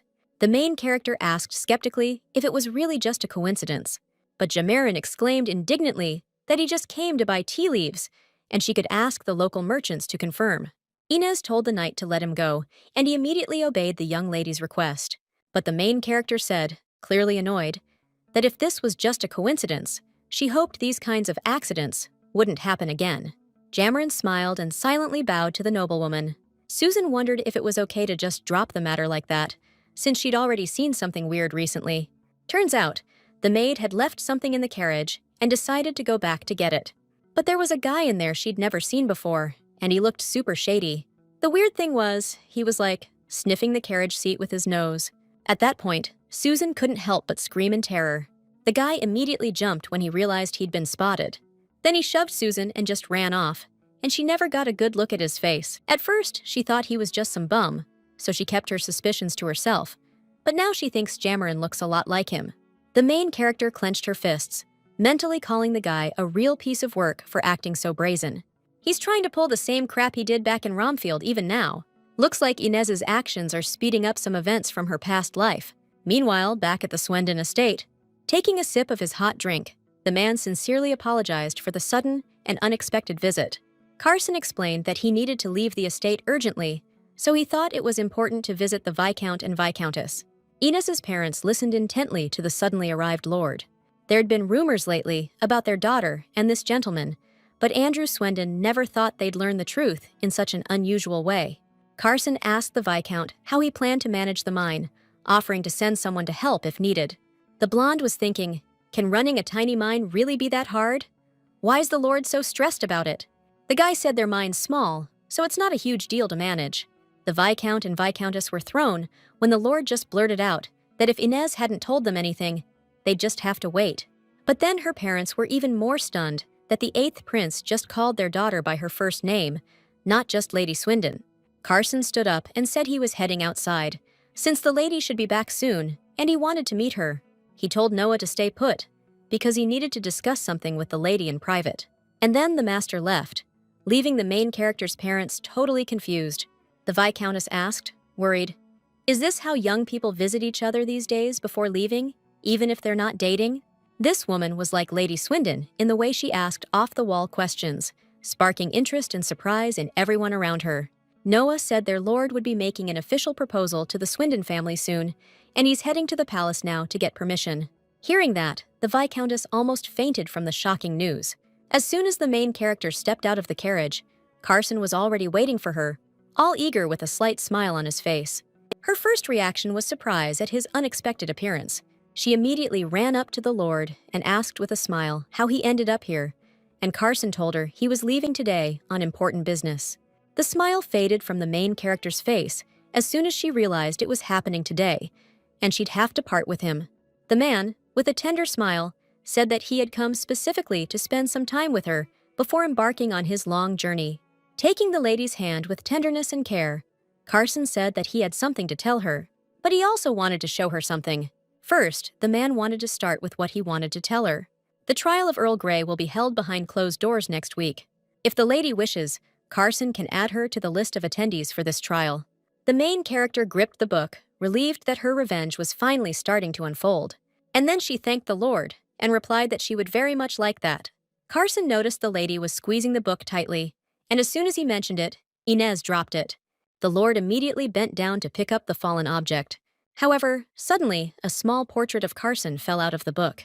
The main character was horrified to see this. Carson's gaze sharpened the moment he noticed the fallen piece of paper. He immediately reached for it too, but Inez exclaimed that he shouldn't pick it up. Carson sharply raised the photograph above his head and playfully asked what she was talking about. Inez immediately reached for it. Realizing her attempt was pointless, she squeezed her eyes shut and sheepishly admitted it was a portrait of the Lord. Carson examined the photograph and asked how the lady managed to get her hands on it. Inez covered her face, embarrassed, and replied that Susan had helped her. Then the Lord asked if she couldn't have just asked him directly. Inez started rattling on, saying that lots of people had that portrait, since everyone thinks the Lord is the most handsome man in the Empire. Even Susan has one. Carson was amazed at how long Inez could talk without stopping. Putting the photograph back in the book, he asked if Inez happened to have portraits of other people too. He handed the book back to the lady, and she blankly replied no. The Lord said that in that case, everything was fine, and then suggested they take a little walk, if the lady didn't mind. Carson reminded the lady he had something to show her, so they were heading out to see it right then. The main character asked, all confused, if he didn't want to ask her something first. Grinning, the guy said all mysterious-like that he already got his answer. Our heroes headed to a room where Carson immediately pulled out a map and slapped it on the table. He pointed out the route, from beginning to end, where the railroad would be built. Carson was also thinking about building a station in Swindon, even though Inez didn't remember one being there in her past life. The Lord added that right after that station, they could cross the Razonian border. Suddenly, the guy asked the lady, all dramatic, if she knew what was at the end of the line. Turns out, at the very end, there's an actual ocean. It's nothing like a lake, not even close. Carson knew damn well just saying it was beautiful wouldn't cut it. He'd been there when he was younger. This amazing place that was just a pleasure to look at. Back then, Carson couldn't help but think, it's so beautiful here, even if it's a little sad that he couldn't control those waves, endlessly crashing against the sandy beach and turning into foam. They reminded him of a mirage. Even if they never showed Carson the same face twice, the waves kept rolling in, coming back to him. That's why the guy asked Inez if she didn't want to see the ocean. The main character admitted that she'd love to see what the Lord was talking about with such admiration. Carson grinned and promised the lady he'd definitely take her there. To do that, he absolutely had to get the rights to build a railroad that would cross the entire empire. That's why Carson was heading to the capital. Drapino was the one who originally designed this railway, and he currently holds the rights to it. Inez asked if Count Grey hadn't developed the railway plan, and since he's on trial, the royal family might reconsider the decision. But sadly, resolving this issue won't lead to anything. Grey already transferred all the paperwork to Drapino's name. That means his punishment won't affect the situation at all. But there's still a chance. Carson promised to cut off their funding and force them to relinquish the rights. The man openly told the lady his plan.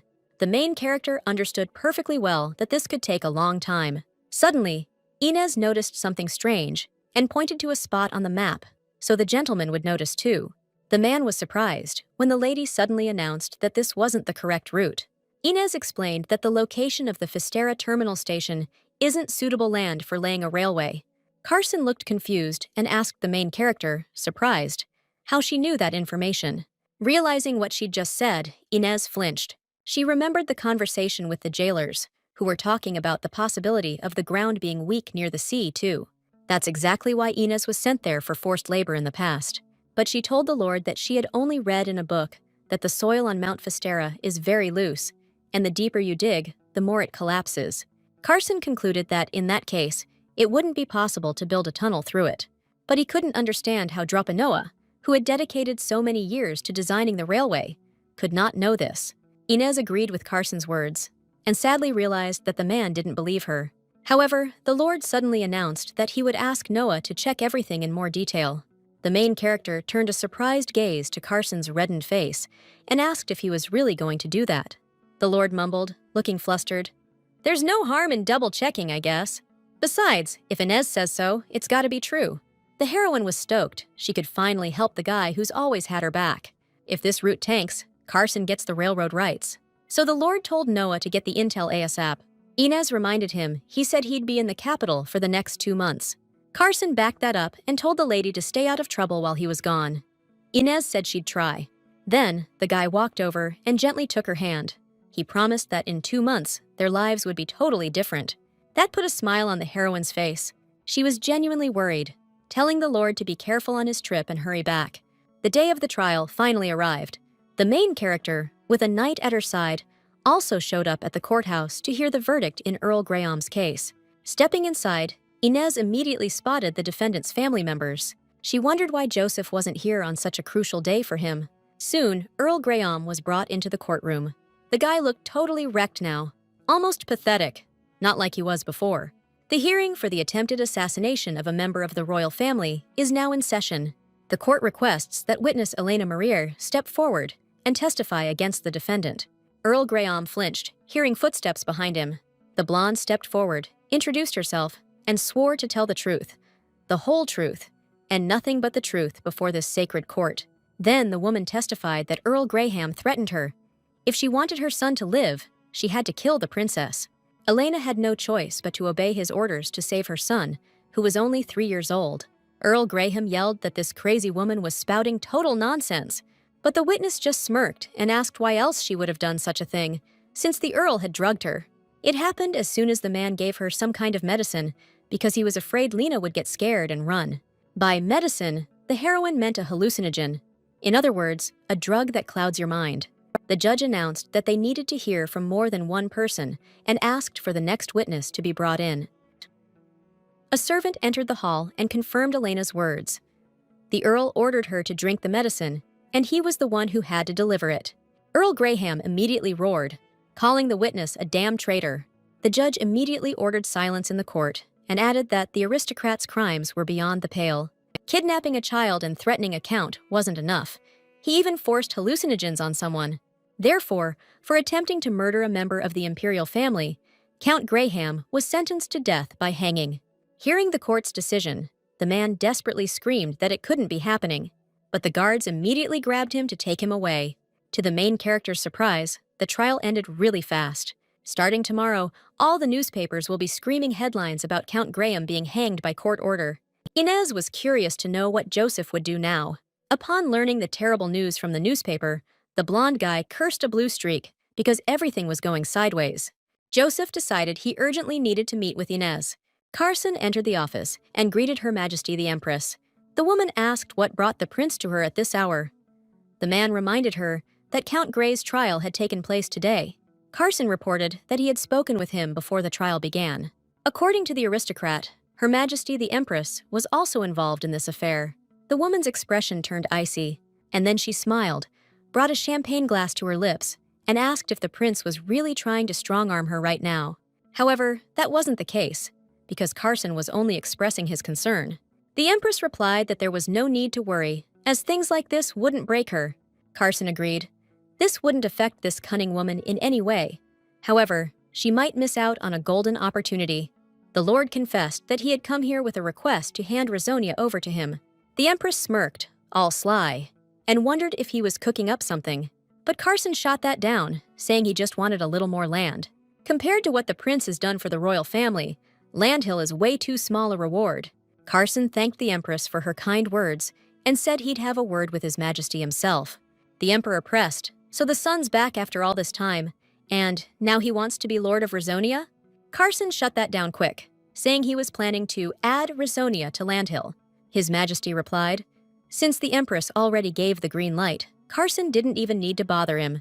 Still, the prince was hoping his old man could grease the wheels and speed things up. The hero wanted it done within a month, but the Emperor said it'd take at least 3. Carson explained why he needed to get back there ASAP. He was getting hitched. The Emperor was floored by his son's words. Then, His Majesty wanted to know which family this dame came from, the one making the prince act this way. Carson said she was from the Landhill Viscount's family, and the Emperor promised to help, since it involved marriage. But Carson had another favor to ask. As far as he knew, they were currently deciding who got the rights to build the railroad from the capital to Razonia. The Emperor figured his son wanted to get the inside track on laying down that railroad. But Carson shot down the Emperor's idea, saying all he wanted was enough power to protect his family. The prince was done feeling helpless. The Emperor guessed Carson was holding a grudge because he couldn't protect him and his mother. Carson didn't hesitate to say that was exactly it, and His Majesty didn't even try to make excuses. The prince knew his dad had no choice, but he wanted to walk the same path. The Emperor agreed with him and promised to help his son become a good husband. The main character was chilling in the garden, soaking up the nature and reading her Bible. It's been a whole month since Carson left for the capital, to the Imperial Palace. Her attacks have gotten worse since he left, but Inez should start feeling better today. Because today's the day Count Graham gets what's coming to him. The main character wondered if Joseph had read her reply yet. In his last letter, the guy kept saying his patience was wearing thin, and he wouldn't leave Inez alone once they met. After reading that, the main character decided she had to respond to that letter. So she wrote back to Dear Joseph, telling him he'd been chasing a pipe dream from the start. How the hell did it come to this, that a servant working in her house dared to look down on the daughter of a noble family? The main character added that she had never felt any real feelings for him. Since Joseph insisted he wouldn't leave her alone, Inez dared him to try, confident he wouldn't lay a finger on her. Now that the family he served had lost their status, Joseph would no longer be called a knight. Maybe a little childish, but Inez had to do it this way to keep things on track. Just like the main character predicted, it actually worked. Joseph approached her and mentioned that it had been a while since they'd seen each other. This guy had no idea how much and how long the main character had been waiting for this moment. Inez walked up to Joseph and with a smile, agreed with what he said. Blondie said she's still as gorgeous as ever, and that just pisses him off even more.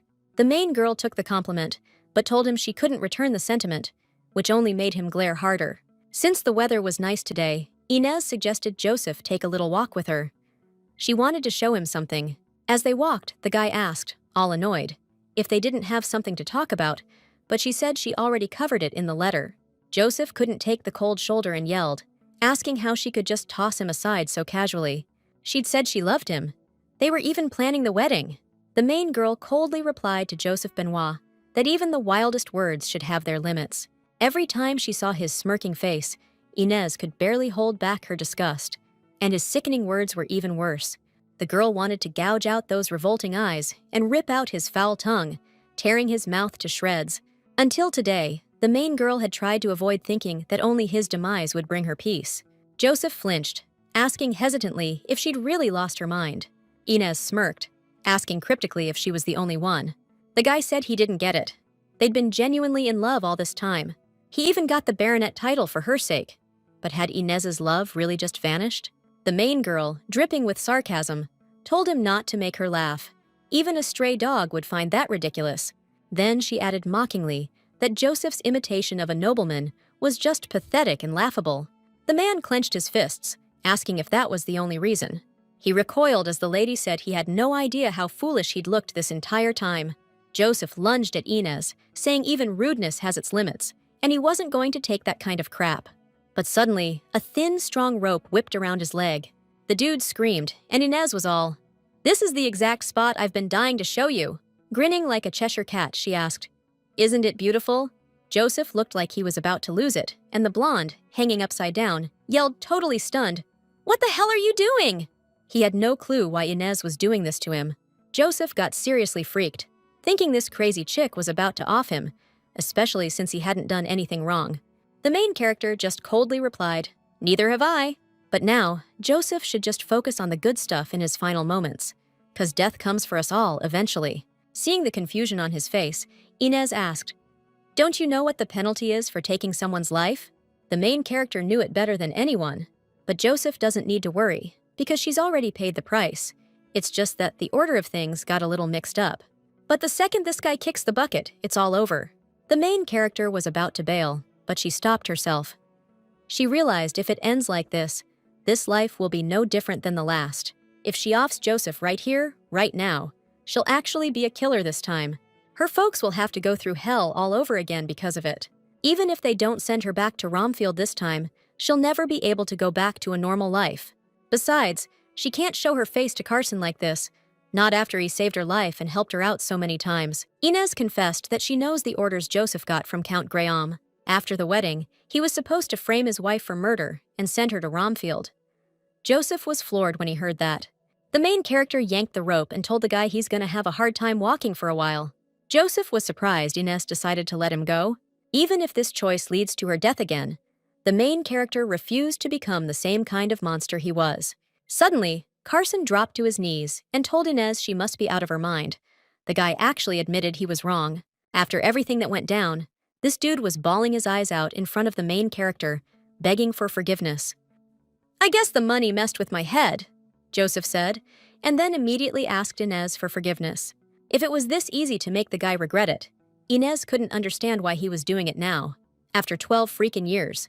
Maybe it's because he's staring death right in the face. Inez told him his apologies were pointless now, but then suddenly, another person came charging out of the bushes. Time seemed to slow down as the heroine saw someone stab Joseph with a knife. Only then did she realize that the person was Jimiron.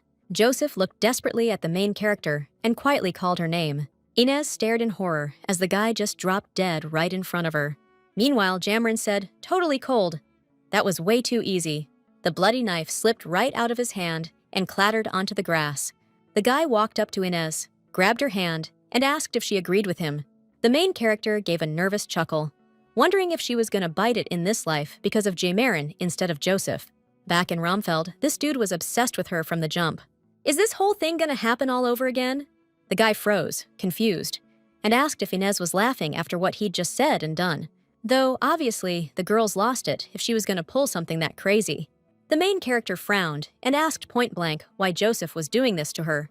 Getting closer, Jamirin pointed out that Inez herself said he couldn't climb up, so he'd have to drag her down with him.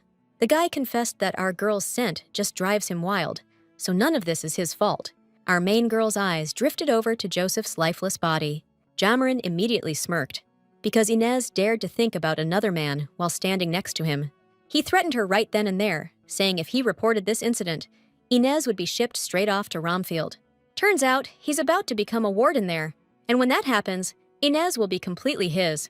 The main girl yanked her hand away and snapped at him to stop talking nonsense. The baronet's gaze hardened instantly, and he snarled, asking how the lady dared defy him. His hand shot up, and then, the deafening crack of a slap echoed. The main character didn't make a sound, just glared at Jamirin.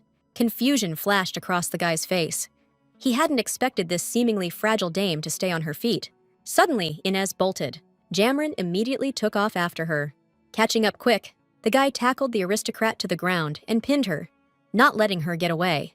Then he declared that Inez belonged to him, that from the start he knew she'd become his most special creation. The main character didn't respond, just glared daggers at him, but her eyes flicked to the knife the second Jamirin said he'd felt this way since their very first meeting. Inez snatched up the weapon while the guy kept spewing his garbage, and without hesitation, she used it. Crimson blood instantly splattered the green grass. Jamirin screamed bloody murder, clutching his shoulder where the knife was sticking out. Then he snarled, threatening to kill Inez right then and there, reaching for another knife with his good hand. The main character just smirked, asking sarcastically if Jamirin really thought she'd die by his hand. Inez decided she'd rather end it herself than let anyone else do it, but the guy roared that she wouldn't dare. Suddenly, a voice boomed out, ordering them to seize that guy immediately, and Jamirin's eyes went wide. Knights burst from the bushes, shouting for Lord Winningstone to be arrested on the spot. In a flash, Jamirin was disarmed and pinned to the ground. One of the knights offered the main character a hand up, asking if she was all right. The guy explained he was a knight sent by the Lord himself. The main character couldn't figure out how Carson had found out about this. As soon as the young woman was up, she immediately looked over at Joseph, who was gone. Taking her time, Inez walked over to him and quietly called his name. In her past life, the main character didn't even have time to mourn her dead husband. Not after she'd let him go with such finality. Inez gently touched his cheek and whispered that it couldn't end like this. It took 12 years for the girl to truly grieve for her husband. Carson was met with a beautiful view of a lake surrounded by forest, with huge mountains in the distance. The man immediately recognized it as the lake in Rasonia. Suddenly, footsteps nearby caught our hero's attention. It was a young woman with short hair, heading somewhere, and Carson found her very familiar. Taking a closer look, the hero realized it was Inez. Out of nowhere, she walked into the lake and started grinning like crazy, staring up at the cloudy sky. The guy instantly yelled, telling her to stop right there. But Inez didn't stop. She just kept going, deeper and deeper into the water. With her last step, the young woman turned around and asked Carson for forgiveness. And then, right in front of the 8th prince, she completely disappeared under the water. Carson's eyes snapped open, waking up from the nightmare. Then, he shot straight up, feeling his heart pounding in his chest after that terrifying experience. Once he realized it was just a dream, he felt this huge wave of relief wash over him. Another trial was coming up real soon. This time, the accused was Inez Swendon. But besides her, Jamirin Winningston was also facing charges. The judge announced the start of the trial for the murder of Joseph Benoit. He gave witness John Camerfield the floor to speak his piece. The knight testified that he was escorting Lady Inez Swendon on the Lord's orders, as his lord was deeply concerned for her safety. The prince knew that this guy had been a real problem for Lady Inez and the princess back at the hunting festival. John asked if he could first clarify the situation surrounding the incident. On the day it happened, he and Sir Toman were on guard duty near the Swendon mansion. They were patrolling the area, completely unaware of what was about to go down. But then they saw Lady Swendon, climbing the mountain all alone. The knights had a bad feeling, so they immediately followed her. They didn't try to stop the young lady, because Lady Swinton was with Sir Joseph Benoit, who was trailing behind her. The judge wanted to know what those two were up to. John explained that he'd overheard their conversation by accident. Based on what they were saying, the guy hiding behind the tree figured it was just a lover's quarrel. But at some point, unable to win the argument, Sir Joseph charged at Lady Swinton with his hand outstretched. And then suddenly, he was hoisted into the air, like he was hanging upside down from a noose. The main character confirmed that she was the one who set the trap. Her parents were horrified to hear their daughter's confession. John kept telling the story, then Lady Swindon walked up to Joseph, holding a rope she'd prepped. My guess is she was going to hang him and make it look like a suicide. As soon as the crowd started buzzing, the judge slammed his gavel and told everyone to shut their traps. Then he asked Lady Swindon what she'd done with that rope. The knight answered that the lady hadn't done anything, she just let Sir Joseph go. After that, Sir Joseph got down on his knees and started begging Lady Swindon for forgiveness. But just then, Winston jumped Sir Joseph with a knife and stabbed him in the ribs. Jamarin instantly started yelling that it was all a lie, that they were in cahoots. But they shut the defendant up real quick. The main character admitted that everything Knight John had said was the honest truth. The judge decided to ask the young lady a few questions, starting with why she wanted to off Joseph Benoit. Inez answered honestly that the guy had completely wrecked her life. The main character also confirmed that the trap found at the scene was definitely meant to take out Joseph. The judge followed up, asking why she backed out of the hit she'd planned so carefully. Right then and there, the courtroom doors burst open. The main character spun around, totally surprised by who walked in. It was Lord Carson, who apparently decided to get involved in this whole mess.